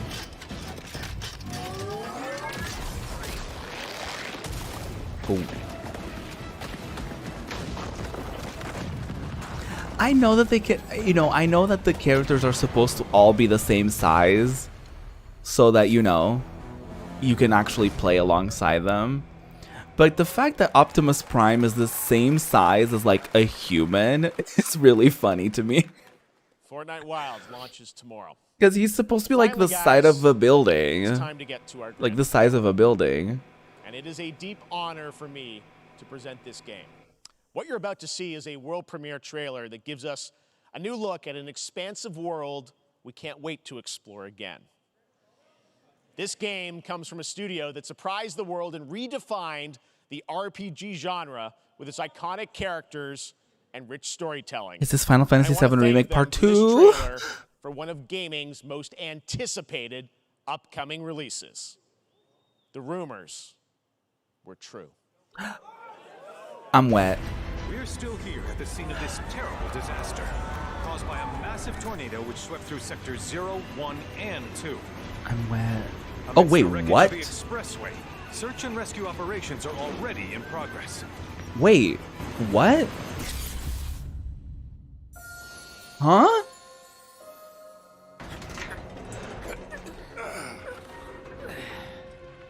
Wow. Just look at it all. It's so green. Even Are we after going like everything we've full done to it, on it's like still going alternative strong. timeline? It may look that way, but in reality, it's barely hanging on. I was wondering, what's Cloud been doing these past 5 years? Where's he been? And This is you're beautiful. Asking me this? This is gonna sound crazy, but as far as I know, Cloud was never in Nibelheim 5 years ago. The life stream. Oh, girl. It is the very essence of our star. Oh no, that's just different planets. I thought that was like different timelines, and I was like, oh god. According to Hojo, they're connected to Sephiroth. Shadows of the Man, I believe he called them. The question is, can I play as Red? We fought him. Whatever happened, he's alive. But why come back now? After 5 years, doing who knows what.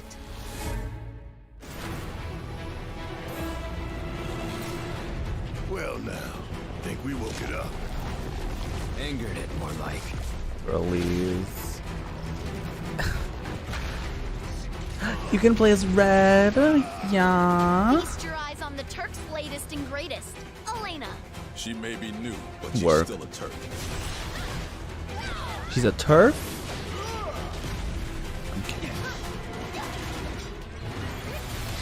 Slay.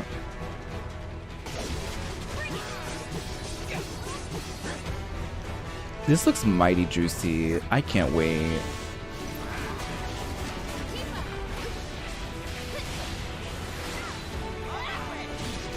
Yuffie Queen.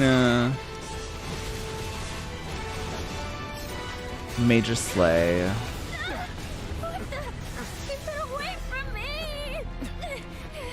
They say she's a monster, that she can peer inside you, into the very depths of your soul.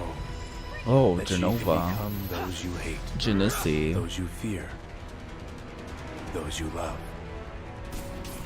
Oh, so Yuffie sees a different. She doesn't see Sephiroth. You burned my village! Queen. You know that I killed her. So, who is she? Girl. We're gonna get into some wild fucking shit. 2 discs? There you have it. That was Final Oh Fantasy VII no, Rebirth I'm not gonna coming have enough early storage on my PC whenever 2024 this eventually comes to PlayStation 5. PC. Muro-san, thank you so much. All right.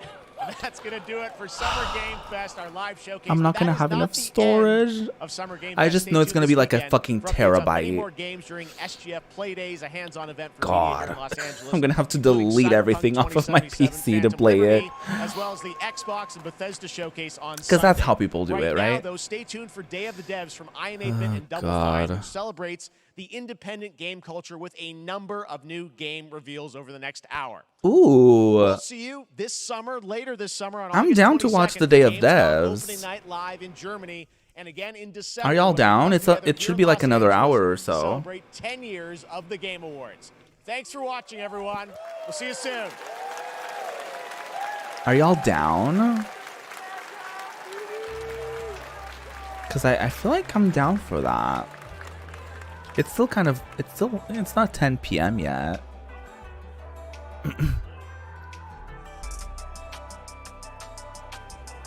Y'all, you know that I'm Final Fantasy VII remake trash. So, is it going to be on the same live stream, or do I have to go to another channel?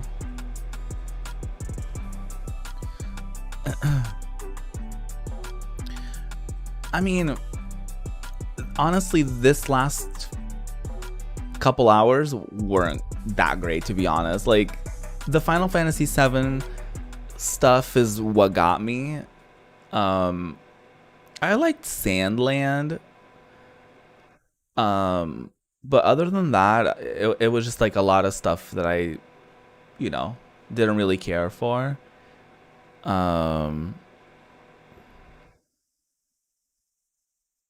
I think he said stay tuned, so I think it's gonna be the same stream. Yeah, I think we're switching over to that right now.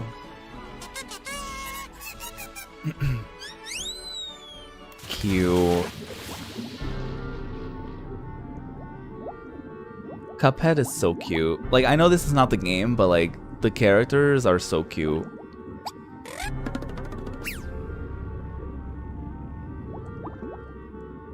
There's probably gonna be more enjoyable stuff here than, Oh my god, you can see the strings. How cute.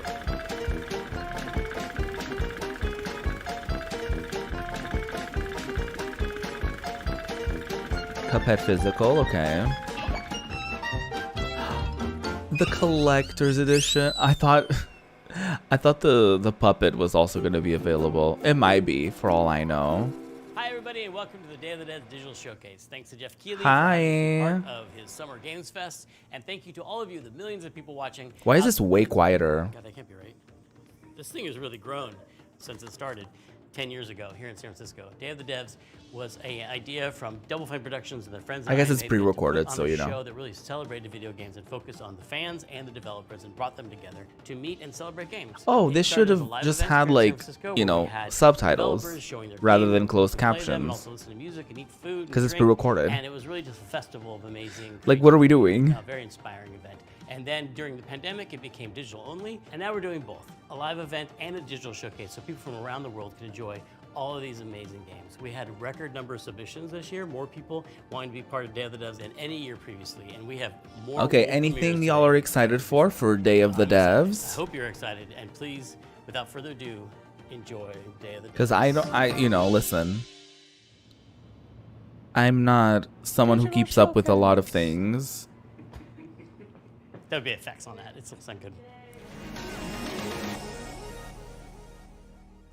I'm pleased to introduce a brand new game from a team that is near and dear to my heart. This is from Greg Lobanoff and the team at Wishes Unlimited, who made incredible games. I mean, maybe like I don't know if they have their own live stream that maybe has subtitles instead of closed captions.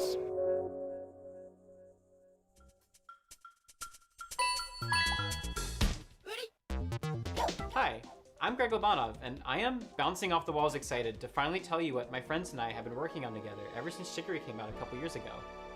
Introducing Beastie Ball.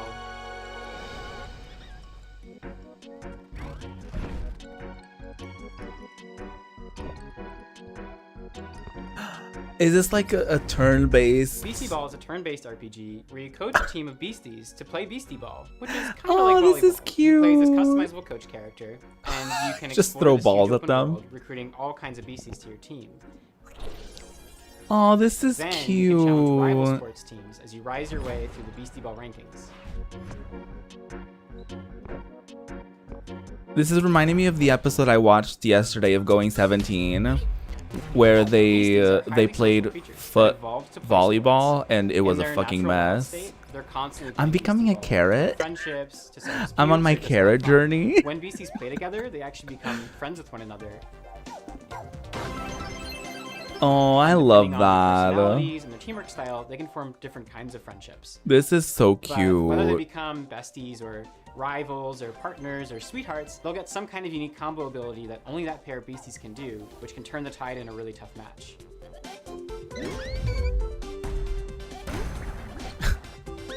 That's With this funny. game, we really wanted to emphasize the beasties' agency as living creatures. They're doing their own thing, making their own decisions. They'll only join your team after being convinced Oh, by doggy. you fulfilling a certain set of conditions while you're playing against them. The goal isn't to collect as many beasties as you can, but to spend time with the ones that you care about and be surprised by the ways that they grow and change, and the bonds that they form with each other. Oh, I love that. This is super cute. We knew we wanted to create a really wide variety of beasties that each have their own ecological needs. There was a fucking clown. So we're working with a really wonderful bunch of concept There was a artists, spending a lot of clown. time on each design. All the beasties have a range of colors and sizes, and their poses and animations are all hand-drawn, which gives us lots of opportunity to express their Oh, that's personalities and their neat. different ways of moving. To help give each beastie that personality, we've been doing unique voices for them. Each one can express a Unique? range of emotions, and we've had a lot of fun performing that. But it's not all just friendships The and rainbows. dog. This game is about sports. You come The from a dog tiny recording town built around a voice nature lines. preserve. You're kind of underdogs until one day when the Beastie Ball League shows up and starts tearing down the preserve to build a stadium. Your only way to stop the God. construction is to rise all the way to the top. I'm the Beastie Ball obsessed. Right from the start of your adventure, you'll be able to see all the ranked teams on your map. You decide where to go, who to challenge, and what. I love that they're just And playing every the game time in the you defeat a ranked background. Coach, the other ranked coaches become stronger.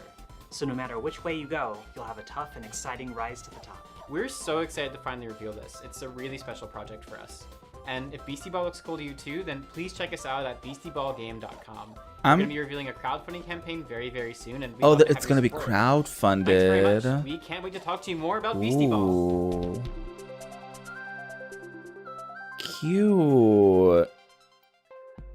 In Already. Hyperlight Breaker, Already. follow-up title in the Hyperlight universe, you'll assume the role Already of a into mercenary with this. serious skills. You'll be entering the Overgrowth, an amazing open world with everything from lush rolling hills to deep labyrinths. They'll be comprised of both handcrafted and procedural elements, just how I like my levels. Like its predecessor, it'll be chock full of secrets and lore, sure to satisfy even the most curious explorer. You'll face off against enigmatic enemies, armed with an arsenal of weapons that you've crafted with the spoils of your previous battles. And for those die-hard fans that have been eagerly awaiting its release, we have some never-before-seen sneak peeks. This Oh, is Greg Hyperlight Lobanov Breaker. is gonna announce Hello, something. I'm Alex, creative director What of War Machine, what are they and known we're making for? Because Hyperlight I Breaker. just off of the name I can't quite connect. Hi. Okay, wig.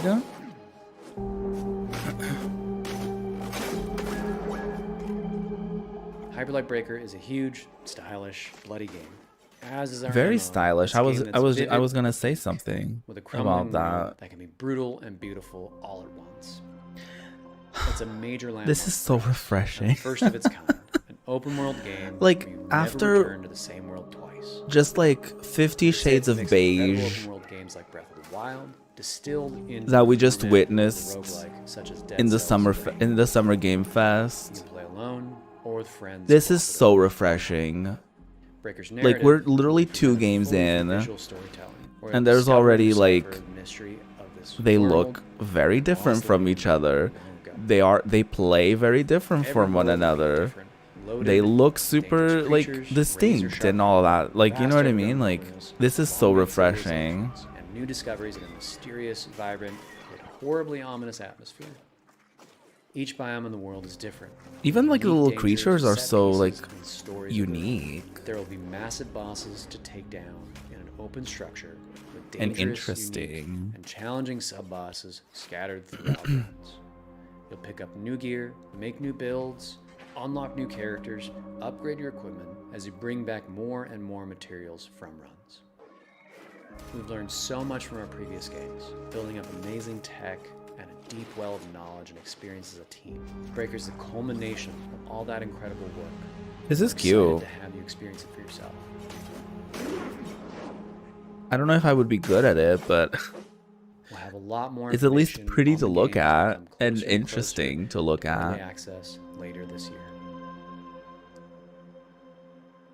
Hyperlight Breaker coming And this now, year in to true early Day of the Devs fashion, access. we're traveling halfway around the globe to Transylvania to bring you a game that is not what you expect.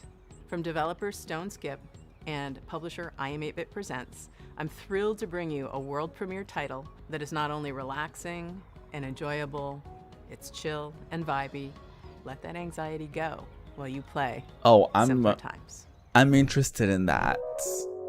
Whenever they said Transylvania, I was like, okay, vampires. Okay, lo-fi beats to study to. Wait. Hi there, welcome. I'm Lara. And I'm Dragos of Stoneskip Studio.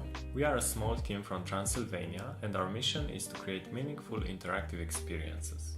Our first game, Simpler Times, sheds light to the beauty of the ordinary and serves as a place from the past where you can be present. Simpler Times follows Taina on a heartwarming journey through her memories. Wait, what? The as she person prepares to speaking relive her childhood are home. coming through my captions? Man, it's getting pretty full. Oh, maybe. Because I don't think I have control over that on We want you to slow YouTube. down and savor the present moment by immersing you in Taina's world. So it might be taking the audio from what I'm watching and captioning that. Through visual storytelling and mindful interactions, you will journey alongside her as she delves into her past and uncovers Because I think her authentic YouTube self. does captioning in their own way. Like it's not through OBS like I do for With each Twitch. puzzle, Taina grows closer to adulthood and you'll be there to guide her. From simple activities like picking dried leaves from a plant to more complex ones like building a birdhouse, you'll interact with objects that hold sentimental value for Taina. I really wish I Oh, could okay. take you with me. Thank you for letting me know. I'm completely unaware of how it works. We know the world is getting faster every day. I didn't even We live in it. I didn't even have closed captions last stream because I didn't Players can take a break, slow down, didn't know how and to do enjoy it. something meaningful. But I figured it out for today's stream. Simpler Times stems from stories we believe need to be told and heard.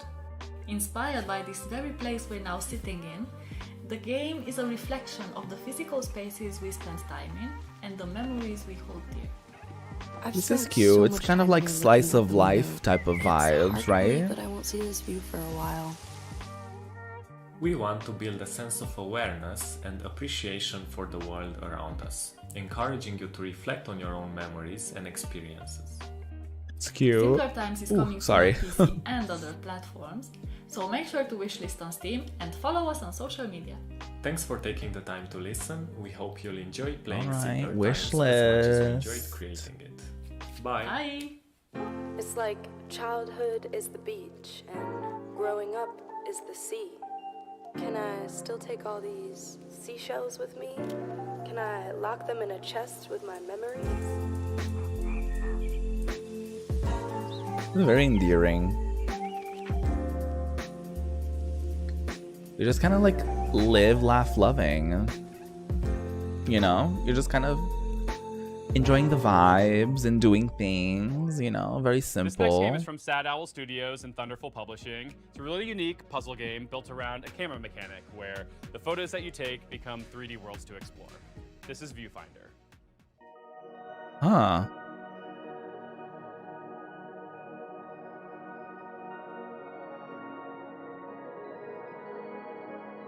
The pictures that you Viewfinder take is a difficult become... game to describe in words, but if you saw it, you'd immediately recognize it.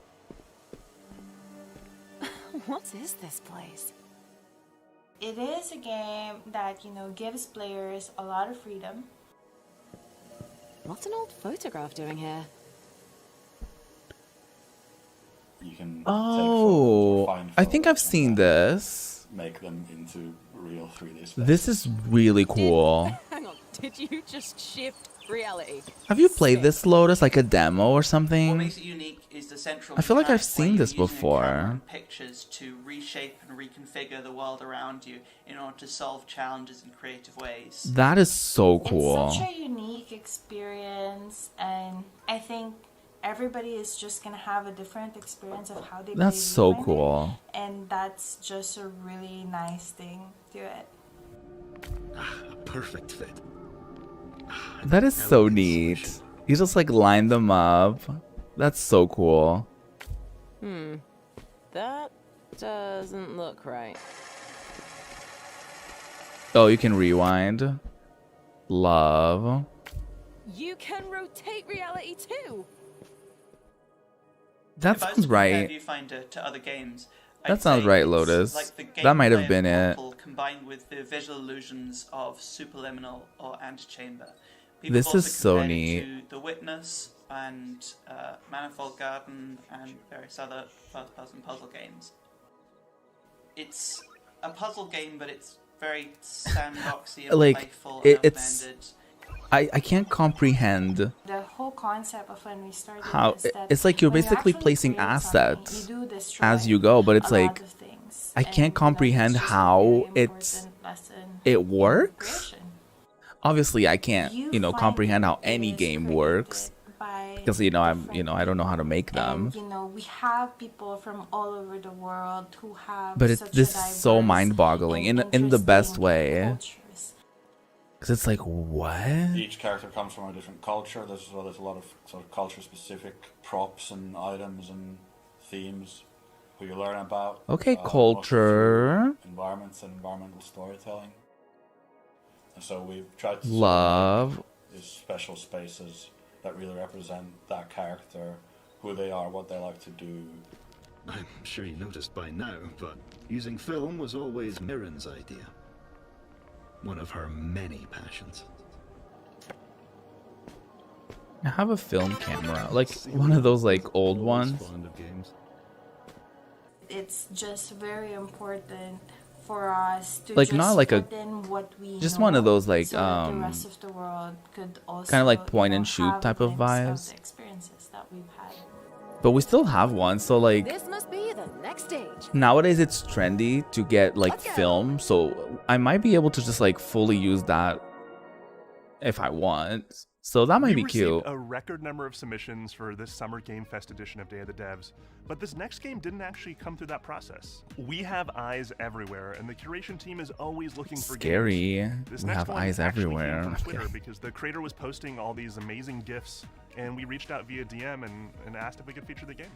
So here it is, this beautiful, gorgeous, hand-drawn ghost story called Haunty. Called Hello, everyone. Hunty. My name is I'm Leo kidding. Basso, and I'm with Moonloop. Together, we're making a game called Haunty. I mean, close enough. Slay, Haunty. I'm sorry. I saw an opportunity and I took it. Okay. The main mechanic in Haunty is that as a ghost, you can haunt things and get access to their abilities. There's a big variety of things that you can haunt in this game. It really does sound like Hunty. I think you'll have a lot of fun sort of exploring around and seeing what different things you can haunt. And the It really abilities does. that they give you. Slay, Haunty. Core mechanics resemble very much a twin-stick shooter. However, unlike twin-stick shooters, it focuses less on the high-intensity moments and more on I love that finding every creative game is ways like, to use I mean, the it's twin-stick paradigm this to genre, create but fun like solutions very to the different. challenges of the Like, game. but it's nothing like anything you're used to, Haunty and I love follows the that. story of a ghost in the afterlife, and beyond that, it really Oh no, expands Haunty. into a lot of ghosts in the afterlife and sort of the stories that they have. Ooh, pretty. Sorry. Listen, I'm yawning. It's The fine. progression and story of Haunty both center around collecting these stars, and the stars have this special ability that they give On the ghosts shaded access path. to pieces of their past life that they've left behind. The environments and characters are all carefully crafted with a 2D hand-drawn style, so there's a lot of painstaking frame-by-frame Love the animation hand-drawn work. style. So cool. We have a fantastic soundtrack.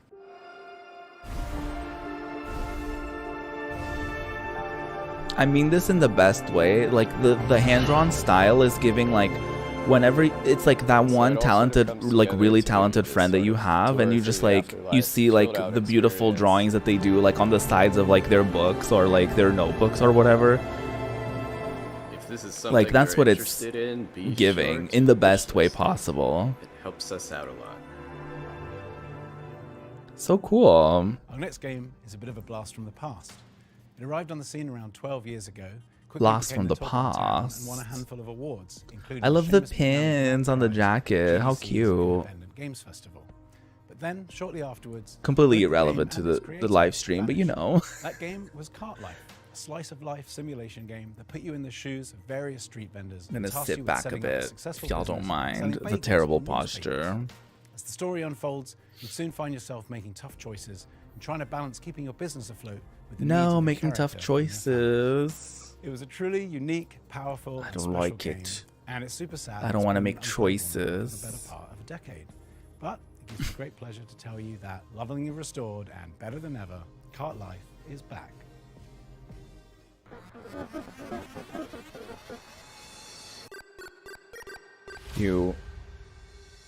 It's lonely out there. And lonely people did strange things. Oh, the music is goofy. I like Hi, it. I'm Nick Herman. I'm with Ad Hoc Studio, and we're here to show you Cart Life. Cart Life is a retail simulator developed by Richard Hoffmeyer and was originally released in 2013, where it won a bunch of retail awards at the Independent simulator? Games Festival. For a variety of reasons, he ended up pulling it off Steam, but all of us at Ad Hoc are such big fans of Richard's work. Now we're partnering with him to help bring it back.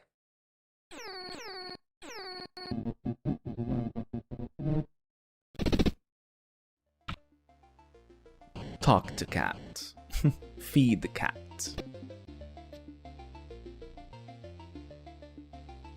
Swipey, swipey. In Cart Life, you can play as 3 different characters in any order. Each have their own unique background and circumstances, but what they all have in common is that they're trying to make it as street vendors. Cute. Melanie is a recently divorced mother and has moved back into her family home with her daughter, all the while trying to establish her new coffee cart. I don't know if I'm emotionally prepared to be a barista again.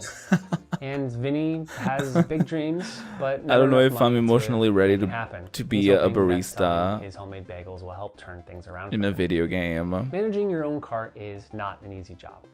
Just like in real life, in Hi, cart Booty. life, your resources are limited. You need to take care of yourself and others. And how you Oh. prioritize the needs of your cart Oh, against the personal needs no. of each character will determine the outcome of their stories.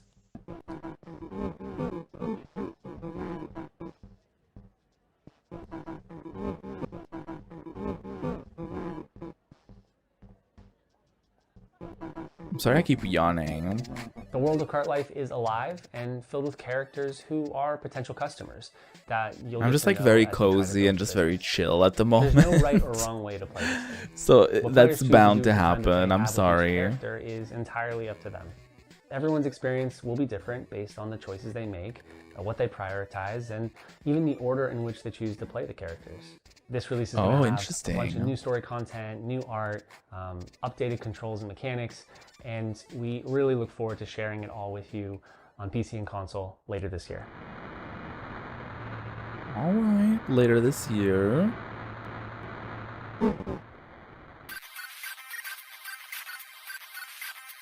Cart Life. I thought that said Carrot Life for a second. I was like, I'm starting that life. Don't come at me. Grand revival. Things are getting a little more avant-garde and daring. This next one gives you all that Tony Hawk mechanical goodness that you crave, but with a heavy helping of demons and brimstone. This is the world premiere of Hellscape. Tony Hawk meets demons? Hello, my name is Jordi van den Bussen, also known as Kwobbelkop. I'm the CEO and founder of Phantom Coast. And today, I've done we'll be talking Tony about Hawk's Meets Hellscape. Birds. Ooh. All right, Anton. First try. Here we go. Interesting. No! That was a good combo. All right, that's it. Huh. Too slow. Again. Give me that turtleneck. Hellscape takes place in Wertheim. Here you Huh. play as Anton Falcon, a skater through and through. All Anton wants to do is skate and It's like Wertheim to skating, save but the also beach. like Even if that means he has to go through the gods and beat 'em monsters, up? he'll do anything to Arcadey stop him vibes? and his skater friends from doing what they love most.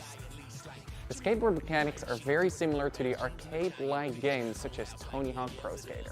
I mean, our lead game designer Steve actually worked on Tony Hawk's Underground. Oh, It work. started a long time ago, the idea, and the far-off, far-flung land of 2002, I worked on a game called Tony Hawk Underground. And at the time we were working on it, we were thinking, man, this really looks a lot like an RPG or an action RPG. You have all these That's stats, funny. you're upgrading and all this kind of stuff. It's super cool, super neat, right?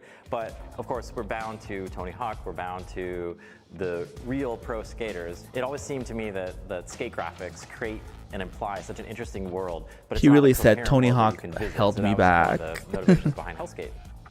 Hellscape is a skateboarding roguelike game.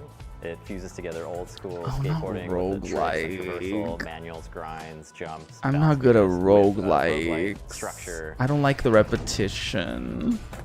Just like with other games in the roguelite genre, death is a central mechanic in the game.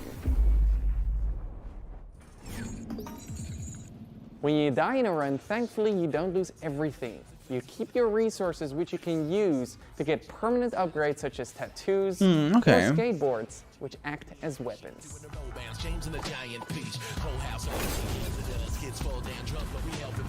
That's not Combat too in our game bad. can be described as a fast-paced skateboard hack and slash. While you have your light and heavy attacks, I love the core of indie the gameplay games. revolves around Where else would you skateboarding get a tricks. skating The game should hack be and quite easy for slash people to pick up and play. roguelike? It has a combat system Like, which is seriously. meant to be very friendly, very forgiving and rewarding, especially at the beginning, and then gradually it teaches you and ramps up the skill of skateboarding where you need it, when you need it.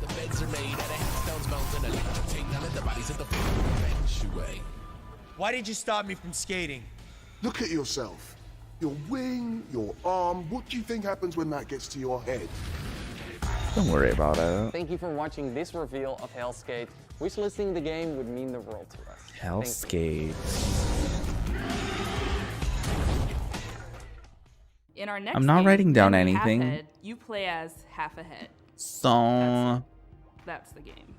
But does it's so Steam much more than that. too, usually have because like a you see, list Henry can of be like many the games things. featured in Can be these? anything, in fact. He has the curious that I can ability wish to be list able to stuff. transform into anything he can reach. Using this peculiar power and perplexing form, you'll live the life of the title character, navigating sandbox situations crafted by Zurich-based developers Lululu Entertainment, and in so doing, maybe ponder the philosophical questions.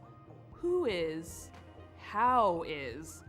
What does it mean to be Henry Halfhead? Me at 4 a.m. Welcome. May I right before going to introduce bed. you to Henry. Henry's not just anyone. If they're anything, they're, well, everything. Henry can transform into everything in their reach. Ew. Yes, everything. And that's how they manage their daily life. The way the head just like The familiar lops noise out of the Henry's alarm things. clock announces the dawn of a new day. And it will keep ringing until Henry gets up and calms the nervous quivering machine. Tick, tick, tock. I love it. At least half awake, Henry is ready for their morning routine, which they usually start by making their bed. This is so interesting. Staying in bed is tempting, but only leads to regret later. Henry knows that if you want to change the world, you have to start off by making your own bed. Completing this simple task in the morning gives Henry Do a you little bit of have to pride make and your the feeling of bed? control It's over fine. their It's life. optional, right? With part of the morning routine done, Henry was ready to freshen up. The door.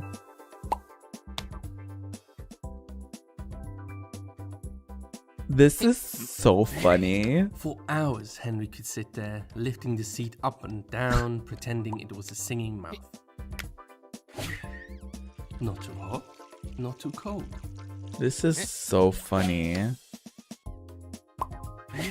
Henry Like it's, and I mean this in the best way. Like it's funny looking.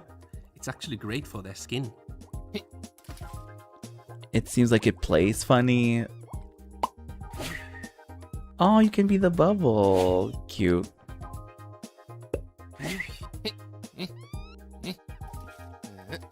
The ducky. That got all the dirt. Henry should now dry themselves. Ew, the Look clean and dry, slapping Henry is now sound. ready for a proper breakfast. Breakfast with a warm beverage is important, and so is keeping up with the news. The head. So funny to look at. This week. That's all for now. Have a wonderful day. It's a little radio. This is so cute. The best drink Henry can make from beans. Oh, there goes the apple. The candy of nature. Delicious. Well fed and well informed, Henry has to get ready and pack for work. God. This is so cute. I know I keep saying, oh, the sunglasses, cute. I know I keep saying cute, but it genuinely is so cute. If Henry takes their lunchbox and leaves now, they can catch the 8 o'clock bus. Just 2 slices of bread, a banana, and Double the fun. a couple slices of apple. Love But Henry's not that. so ordinary everyday life in code mode. Oh my god. Henry, everyday life with a twist. Cute. Also the fact that you can do like split screen Games is from Jeppe really, Carlsen, really creator who cute. is perhaps best well known for his work as master puzzle creator on Limbo and Inside. We had the honor of working with him to publish 2 of his solo projects as part of Double Fine Presents: rhythm action platformer 140 and co-op arcade shooter Thoth. 2 of the most fiendishly well-designed and fun puzzle games I've ever played. Puzzle They truly give you a sense for an appreciation rhythm, of the like I episode's heard mentions so to many his styles favorite in titles. one. His new game sees him teaming back up with Jakob Schmidt, composer of 140, and applying his trademark puzzle skills to a beautiful, mind-bending adventure game. This is Cocoon. Hello, I'm Jakob, co-founder and audio director of Geometric Interactive in Copenhagen. I would like to show you what our amazing I team am a has been working on cocoon. for the last couple of years. Because before I become a butterfly, I am a cocoon. That wasn't even a good quote, but that's fine.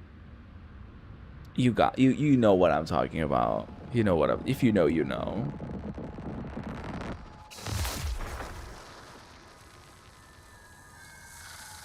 Cocoon.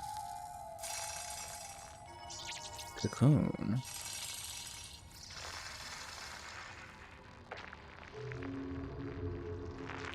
I was gonna be like, is that an onion? It's a cocoon.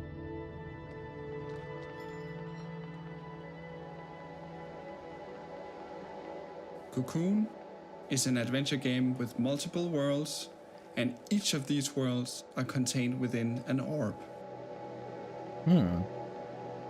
Let me demonstrate by jumping out of the world which we are currently exploring.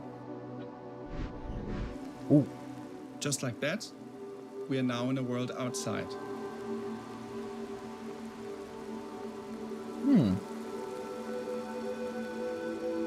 Interesting. The orange orb here contains the world we were previously exploring. Let's jump out one more time. We are now in a world even further outside and can explore this world using the orange orb that we picked up.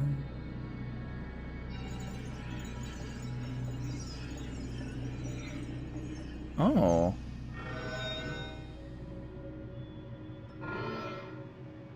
Orbs can be placed on switches to power devices and solve puzzles. Interesting.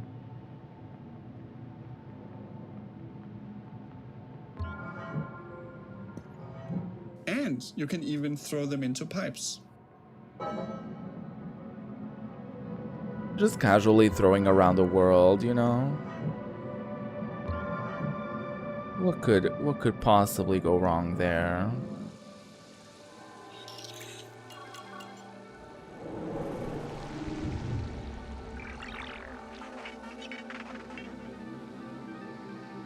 Interesting.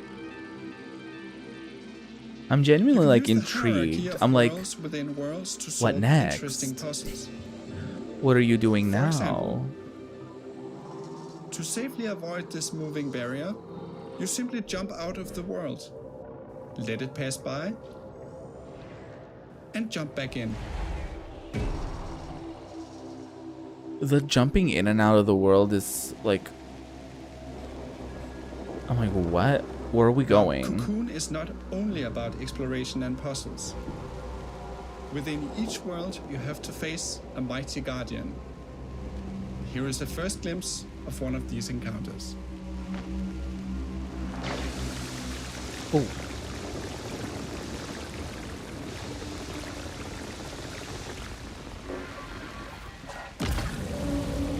Oh.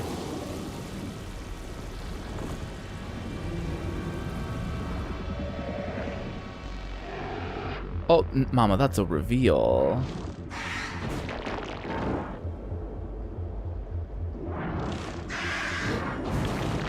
Mama, that's a reveal right there.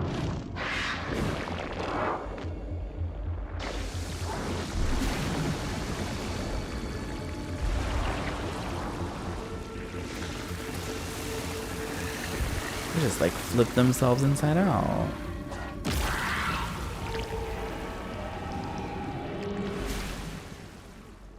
We hope you look forward to exploring the mysterious world All right. of Cocoon, releasing later this year on Steam Xbox, PlayStation, and Nintendo Switch. Interesting. Yeah, the jumping out of the world is wild to me. I'm just like, what? Like, can you just go back in? Like, what? Like, so many questions about that. And now, I'm pleased to bring you a title from French-Canadian developer Impossible. In this relaxing artistic exploration game, you play a painter with a watercolor brush and a whole city to explore. This game is more than appropriate for Day of the Devs Summer Game Fest edition because its title, Été, in French, translates to the word summer. Hi, my name is Laszlo, and I'm the creative director at Impossible. Whenever they were like, Montreal-based which it's a French word that translates to, and I wanted so badly to just interrupt and say like pussy or something like that. Like été, which means like pussy. I don't know. Like I thought it was my brain. I had the impulse In Été, you see the world through the eyes of a painter. to say something Every like surface rotten. acting like a blank canvas, just waiting for you to fill it. Be like, with oh, color. it's French for like queef. Like, oh, of course, of course. Été means summer in French because it's set in our French-speaking hometown of Montreal, Oh, that's so Canada, cute. as you step into the shoes of a painter who's traveling Like the world for watercolor. the summer. This is a game for people who love pure exploration. You're free to roam open city scenes at your own pace, following your curiosity, getting sidetracked, and discovering secrets along the way. Dog. Pet the dog. When you fill something with paint, you'll extract its color as droplets of experience. And as you level up, you'll become able to unleash larger splashes of paint that reveal a bigger part of the world at once. Oh, interesting. So you have to like kind of just like paint stuff throughout. You'll also meet plenty of locals, taking part And in then you their can just like lighthearted, accumulate everyday anecdotes. And some of them the won't even particular commission artworks colors. from you. Oh my god, I'm so sorry. I keep yawning. Using your bike, you can travel quickly back to your apartment and paint those commissions on Turns out when you're just like sitting there and watching stuff, like there's, you know, you just tend to relax a little bit. That's where your creativity comes into play. Ooh, no, no, no, At no, your no. easel, you can create gorgeous watercolor You don't art want me to be using painting, anything girl. you've discovered Mm-mm. in your expedition so far. Stamps on your canvas can be freely moved, resized, rotated in 3D, and Oh, even that's recolored. cute. The canvas is pretty much your sandbox that lets you put your own spin on commissions. And if you're feeling inspired, you can paint as many creative artworks as you like without any kind of limitation. With hundreds Yeah, of I unlockable can't stamps at your disposal, draw or and paint, so I'm dozens of gonna commissions to take inspire you, the stuff the that only I limit really find. is your imagination. That's Apart from living your best cute. life as the friendly neighborhood painter, you'll also get to meet other like-minded artists, like Marianne, an ambitious photographer. I feel like artists are and Theo, gonna a talented eat this musician, game up among because many like others. I feel like If you whenever manage to befriend them, like maybe they'll let you having in no on their best trade restrictions secret, on like an abandoned building that could become your very own painting studio. excuse me, having no restrictions on what you can draw and stuff like that, like It is coming out in 2024. I can see artists and we having hope like you'll a enjoy your field adventures day as with a this traveling game. painter in this lovingly crafted, whimsical summer world. Hi, everybody. How are you liking the show so far? This is the time where we take a brief break to talk about the long and complicated process by which we accept games into the nominating committee and all the legal ramifications and the technical rules that go with the accounting of the. Tim, sorry. I thought that, I thought I was doing something here too. All right. Hey, Kelly from Indie Mega Booth here. He's with a like, very can you get exciting the fuck announcement. out of my way? We're back.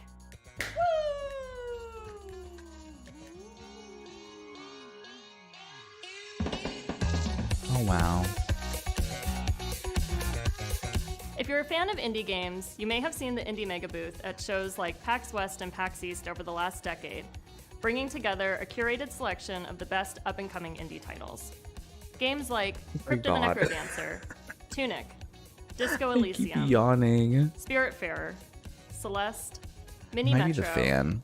Astroneer, The Stanley Parable, and Papers, Please have You know, all like been when a part of the fan Indie is like Megabooth blowing in your If you're a direction, you dev, just get you'll like likely know us from our industry a little work, such sleepy. as our GDC showcases, our presence at Bit Summit, our global outreach and events, including a robust scholarship and grant program. And if you've never heard of any of this, well, that's fine. Just think of us as like a stepping stone into the games industry, where folks who love indie games can connect with each other, discover new games, and be part of a welcoming, diverse, broad, creative community.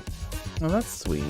Indie Megabooth has been in hibernation during the pandemic, but we are so excited to announce that we're finally waking up from our big long slumber. But the and we're ready to pandemic move is forward over, with so we can IMB totally do this now Head on very over to our brand new safely. website, indiemegabooth.com, and be Indie I'm- Know I'm by being- signing up for our I'm newsletter. being ironic. Learn about I'm new being games, very sarcastic. upcoming showcases, digital sales, and the best ways to help support the games I'm and sure you can developers do that it know and love. As we've always said, individually we're safely-ish. tiny, together we're mega. But people don't even wear masks at the airport anymore. Or like at hospitals. We have another world premiere for y'all, and it's also really thematically appropriate for this showcase. You'll see why in a second. It's from the So, aesthetically yeah. amazing studio called Land and Sea. They're famous for the Alto series. Anyway. that you know and love, but this next one is not what you're expecting from them. More It'll be games. herding Woohoo. your way. It'll be flocking your way. No, I like herding. It'll be herding your way next year. It's called Summerhill. It's Wow. about sheep.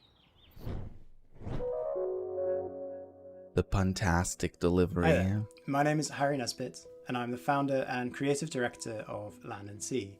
We're a small team from the UK, best known as the developers of the Alto's Adventure series. Now, over the last few years, we've been pretty. busy growing the team and laying the groundwork for our most ambitious project yet. It's an entirely new IP that aims to build on the themes that we care about most as a studio. And we're super excited to be able to share this exclusive first teaser with you today. So please take a look, and I'll be back at the end to tell you more. All right. I'm intrigued. Land and Sea.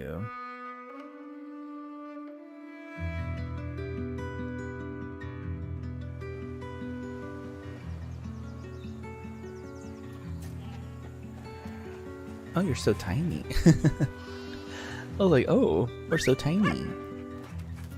Dog.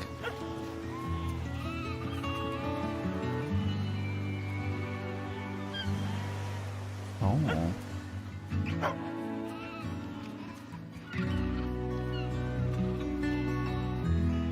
Oh, so pretty.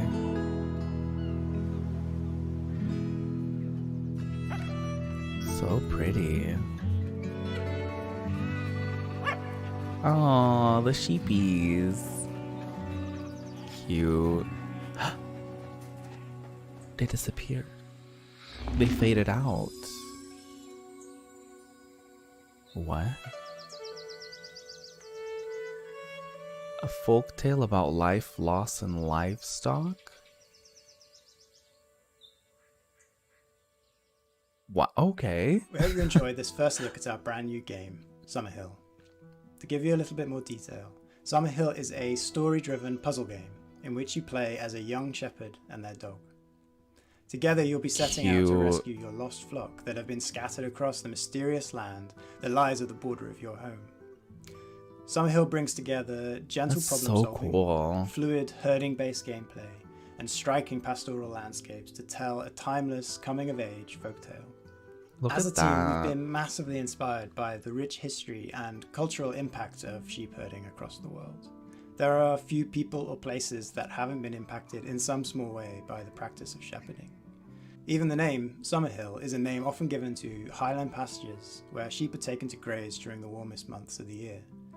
In many ways, Aw. sheep herding is in our DNA, and we really want to do justice to this timeless tradition and tell a story that could only be told in this I was way. trying to contain myself because, like, We're also super excited to be working again with our longtime like I get collaborator, it, Todd but at the same time, it's like Todd is a we're talking about composer sheep and herding, audio and it's designer, like, you best know, known for they're his they're work talking on about it games like such as Monument Valley it's like 2, this very like Dreams, culturally and our very like own Alto's Odyssey. rich We thing can't wait that to share people more with you, do, so and if it's you'd to be like, the you first to hear know, about what we're up to, please head over to our Steam page to wish like this very deep or go to thing, like it's in our summerhill.game to join human our nature and all this stuff. Thanks like, again, and we look like forward to I get sharing more with you it, again soon. but like, you know, I get it. At the same time, it does make me giggle a little bit. like we're talking about sheep herding. But yes, I understand the passion. Now, you've heard a lot about this title. Sorry. What's happening? I'm sorry, Greg. I know I shouldn't be interrupting Day of the Devs. That's but funny. It's urgent. A virus has turned most of us into... I don't know how much longer we can hold out. Into what? It won't be easy, and the road will be long, but who knows? Maybe we'll find one more thing worth fighting for. Eternights is a dating action game that takes adrenaline-fueled combat and mixes it together with a heartfelt love story.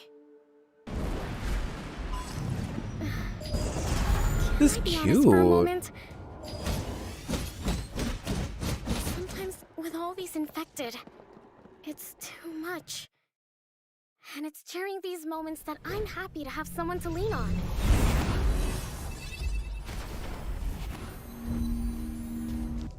Fighting for our lives, solving puzzles, exploring dungeons.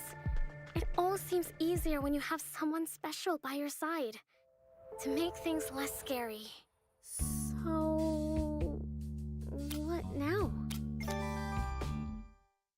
Did you just shush me? God. Would hear us. Hey. Have you ever passed a note to your crush? I mean, or you can just fight for friendship. That's cool and not... Wow, we are so cheesy. Mini-games! We have so many mini-games that can help you That unlock was unique so skills funny. and spells in battle. So yeah, you can fight monsters, explore dungeons, date. It's kind of cringe, but I'm finding it funny. Train, scavenge, date.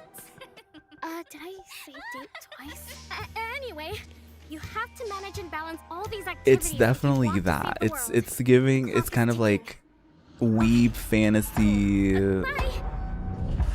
Very much that. Which it's funny, but wish list now. I don't think the intended audience thinks it's necessarily funny. Gadget building sim that demystifies electronics engineering As and much allows as they're you to like, share your "Fuck creations with the yeah." community. Hello everyone, I'm Marco Bancale from Evil Licorice, and I'm one of the designers of the Yeah. gadgets. It's that thing of like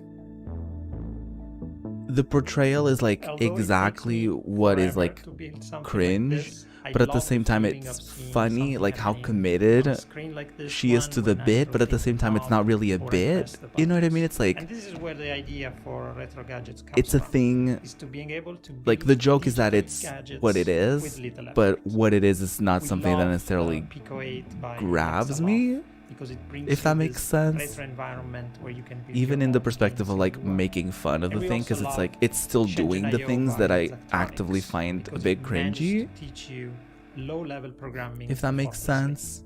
And Retro Gadget tries to take the best of both worlds and adds a layer of hardware building and customization. All this is packaged in a cozy and retro-inspired environment. Fake We have a boy, fantastic cute. community, and people have been creating insane gadgets that go well beyond our initial. Yeah, I was gonna say creative people are gonna have a field day with this because Retro Gadgets is I could in early access never, on Steam, I and could we have never make big something plans cute in store. Bye.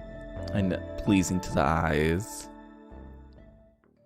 If you've ever watched the Mars Curiosity rover on one of its missions, you very well may have become fascinated by one of the hyper-specific contraptions and gadgets it keeps on board to measure soil samples and hunt for traces of water. Our next game poses a very important question though. Sure, Curiosity can tell us the weather on a planet millions of miles away, but can it deliver a pizza? In Mars First Logistics, Well, that's from very Shape Shop, important. you'll be given the task of carrying awkwardly shaped objects from point A to point B by assembling and piloting your very own Mars rovers. And in doing so, perhaps you will solve Just pepperoni-based swiveling my problems chair. that truly matter. Hello, I'm Ian McClarty from ShapeShop. We're a small team based in Melbourne, Australia, and we're making this game, Mars First Logistics. In Mars First Logistics, This art you'll style be is so helping to neat. establish a colony on the surface of Mars. You'll do this by transporting often awkwardly shaped objects between A and B, using vehicles that you design and build yourself. I could never build anything decent or aesthetically pleasing or functional. I would get so frustrated playing this because of my own, like, you know, faults. Well. As you complete deliveries, the game will give you new toys to play with. That's funny. Is that an egg? Like a dinosaur egg or something?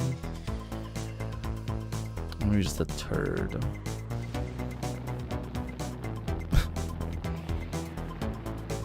Huh. Oh, that's cute. Look at the little robot. Oh my god.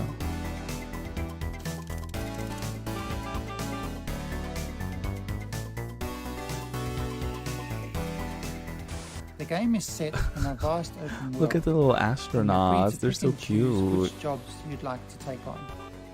There's a mix of procedurally generated side jobs and handcrafted main contracts.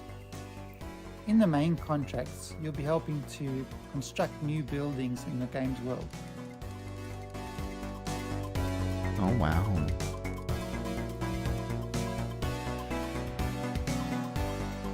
One of the main challenges in the game is figuring out how to pick up each item and deliver it safely to its destination using the parts that you have available. The way the robot is just... Oh no. Oh no.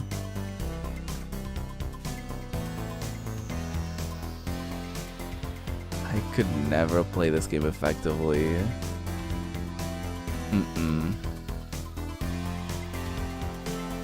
Could not be me. And as you build up your collection of parts, more creative options will become available to you. That's cute. And I think a lot of the fun in the game is just messing around and being creative in its editor. Potato Head.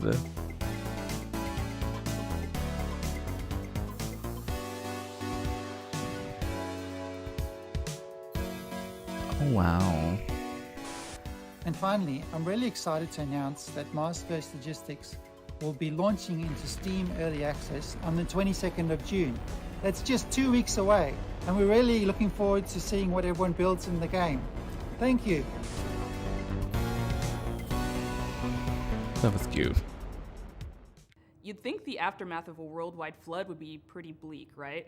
Well, UK and Denmark-based studio Die Gute Fabrik has a different take. From the studio that brought you Mutazione and Sports Friends comes the all-new adventure set in the sprawling post-flood world of Saltsea. The adventure unfolds differently with every decision. How many games so have there's y'all always wish something listed new to so see far? in your next playthrough. So buckle your swashes. I feel like I and get already ready forgot for half the of world them, premiere of the unfortunately. stylish, seaworthy Saltsea Chronicles. Because I haven't been, like, keeping track of, like, my faves. Hello. We are Die Gute Fabrik.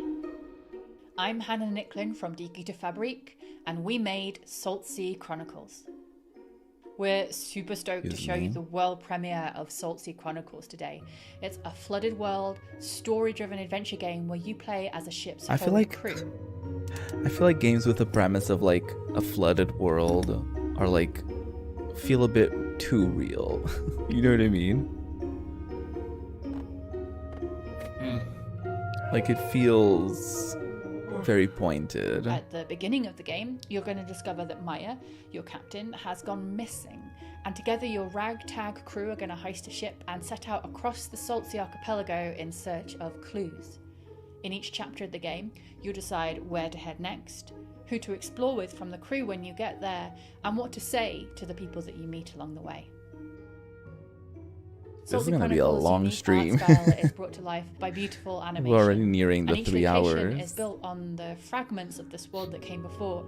Probably not going to Our go art team have really done too much above the 3 hour mark, One of my though, favorite locations which I was kind of is called Los expecting because Gatos, I and on wasn't that sure island, the people there live how long symbiotically with this community of cats. the stream was going to be anyway. As you explore, you'll find a brand new trick-taking card game designed. I guess especially 3 for hours isn't that Salty. long. It's a really good way to sort of take a break from the story. In the It's long, called in Spoils, the long and you can scheme, play it all over the the large, archipelago, and you might discover grand how scheme each of community things, has it's slightly not that different big of a house stream. rules. Another thing we're super proud of is our exploration system. I might add some like so we're sort of getting timestamps. away with the walk of shame in adventure Maybe. games. So if you miss a clue, instead of sort of slowly traipsing to the other end of the island, you're just going to tap the shoulder button on your controller or select a screen span arrow to move almost instantaneously across a space. It allows us to lay the story down away from a linear path much more organically. Salt Sea Chronicles doesn't tell a story about a hero. It's a story about a community and how you navigate the world together. And each community that you meet in turn is going to be rich and amusing and strange, maybe, and have its own things going on. There's also a strong sense of Rich, genre-based strange. storytelling too. Sounds about right. So while you might be new to the world of Salt Sea, you'll know that you're in a Scooby-Doo chapter or a Romeo and Juliet chapter or a detective one. There are plenty of laughs, but tough choices and meaningful moments too. Our writer's room of award-winning storytellers have done an incredible job. We're so delighted to share Salt Sea Chronicles with you all today, and I can't wait for you to explore the rich world, get to know the wonderful characters, and to hear what paths you chart when you play. In the meantime, Twitter exploded with like the All Final right, Fantasy this next VII game, stuff. Sorry. Tim keeps texting. Let's see. Oh, Tim wants me to read something. Apologies, but this seems important. The thing I love most about Day of the Devs, says Tim, as Tim, I don't know, is getting to know all these amazing game developers. I love hearing them describe their games and their creative process, but I wish I could hear more. I wish I could be a fly on the wall, eavesdropping all their private conversations, all their ups and downs, their triumphs and tribulations, while making a real video game over the course of 7 years. Too bad there's no way to do it. Or is there? This is actually pretty cool. 2-Player Productions was embedded with Double Fine for the course of 7 years while they were making Psychonauts 2, and they made a super hyper duper long documentary series unlike anything you've ever seen in games. All the intimacy, all the tears, the outrage and joys, and all the things that happen in game development that never really gets documented because who has access like this? So here's a very quick sneak peek at their incredibly long series.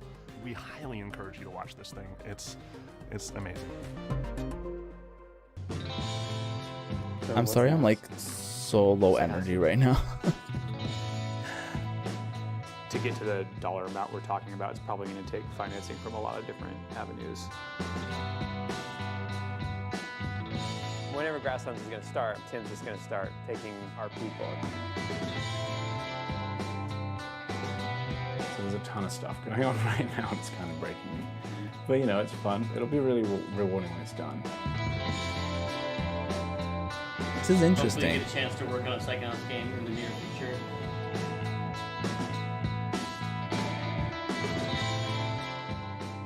Thank you for helping us bring back Psychonauts. I guess I've never really seen like a documentary on like the development of a game. So props on them for doing that. To submit your game for future Probably Day not of the gonna watch Devs, it. or to just hear about Day of the Devs in general. To go be honest, just because dayofthedevs.com for more Psychonauts, info. I'm not Thank really you familiar to with it. all the incredible sponsors that have been with us since the very beginnings of Day of the Devs. We're going on 11 years. We could not pay for any of this without these sponsors. They donate to us. Thank you. Ask for nothing in return except a showcase of incredible games from indie devs all around the world. So please, applause for all the cool logos on the screen. We appreciate you. We couldn't do this without you. Thank you. Thank you again to the incomparable Dose One. He's been supplying the beats for all the transitions between all these amazing games ever since we started doing these digital showcases for Day of the Devs. Thank you again. You're a Yeah, hero, the music is lovely. amongst heroes. Go check out his music. It's amazing. Hell, Dose One is incredible. Thank you for watching Day of the Devs yet again. If you're looking for more information or you just want to subscribe to the coolest newsletter in all the land, go to dayofthedevs.com. The URL on your screen. Follow us on social media. We got more coming up this year. Thank you to our friend Jeff Keighley. The Summer Game Fest showcase was amazing. We're so Thank happy you, to be a part of Geoff. Summer Game Fest for these last many years. Definitely stick around. We're not completely done yet. We have a musical performance featuring the sounds of New Caledonia, thanks to our friends who made the game Chia. It's worth it. It's really f***ing cool. I don't know if I'm allowed to watch this on YouTube for copyright reasons. But I'm going to take the opportunity and the music to kind of wrap up the stream. Thank you for joining me. I appreciate you.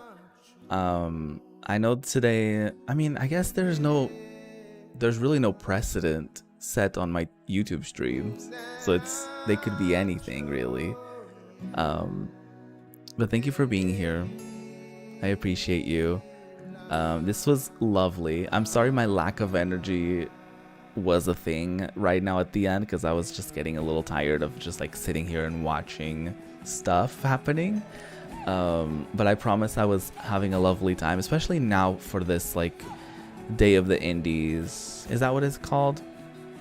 The indie section of the live stream was certainly the more interesting part, which is kind of a shame that, you know, that's the part that I had less energy for. But hey, I don't have control over that, do I? Like I said earlier, I really want to do that PS1 demo disc 1 game shuffler. There's a reason why I'm doing that demo specifically, because it's the demo that comes with the PS1, or at the time, right? So it's supposed to showcase the best games, or like, you know, it's supposed to showcase what the PlayStation can do. It's supposed to showcase like all the potential that the console has for like a new consumer. So I figured it would be interesting to like not just like play the games straight up in the demos, but to just like experience them like in their full versions, but like with a shuffler on.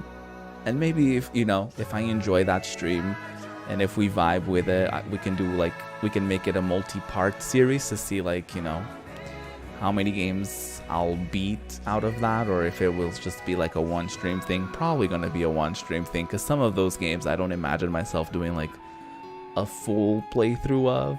So it's probably just gonna be like it's gonna be like a little afternoon moment, and we're just gonna play like, I think it's like 11 games from that first demo disc that came with my PS1 specifically.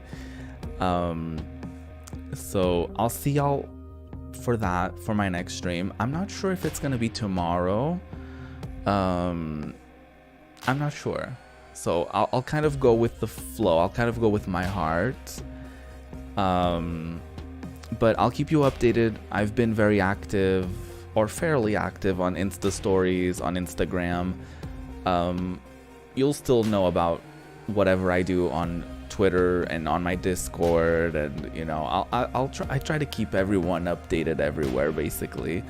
And so yeah, if you enjoyed the stream, and even if you didn't, but you still want to support me, click on the like button down below. Check out, you know, other stuff that I have going on this channel. Probably more to come in the near future. Even if it's like edited stuff from streams, or you know, if I do a thing on stream and I feel like it would work better as like a video, that's also a thing that can happen. But yeah, unfortunately I'm not gonna watch Devolver Digital, at least not on stream, just because I'm getting a little like tired, and you know, streaming is a little tiring, and it's also like almost 11 p.m. for me. So if you're gonna watch that, enjoy, have fun, have the best time. If you enjoyed this, and if you're watching this back also, like, GG for making it this far. Even if you just skipped around, I guess. But yeah, I'll stream soon. PS1 stuff, and then we'll go from there and see what happens. I want to do some like K-pop games in the future. I want to do some like I want to do a little bit of everything here. So yeah, subscribe and you'll see it all firsthand. All right, have a good one, y'all. Thank you for being here. I appreciate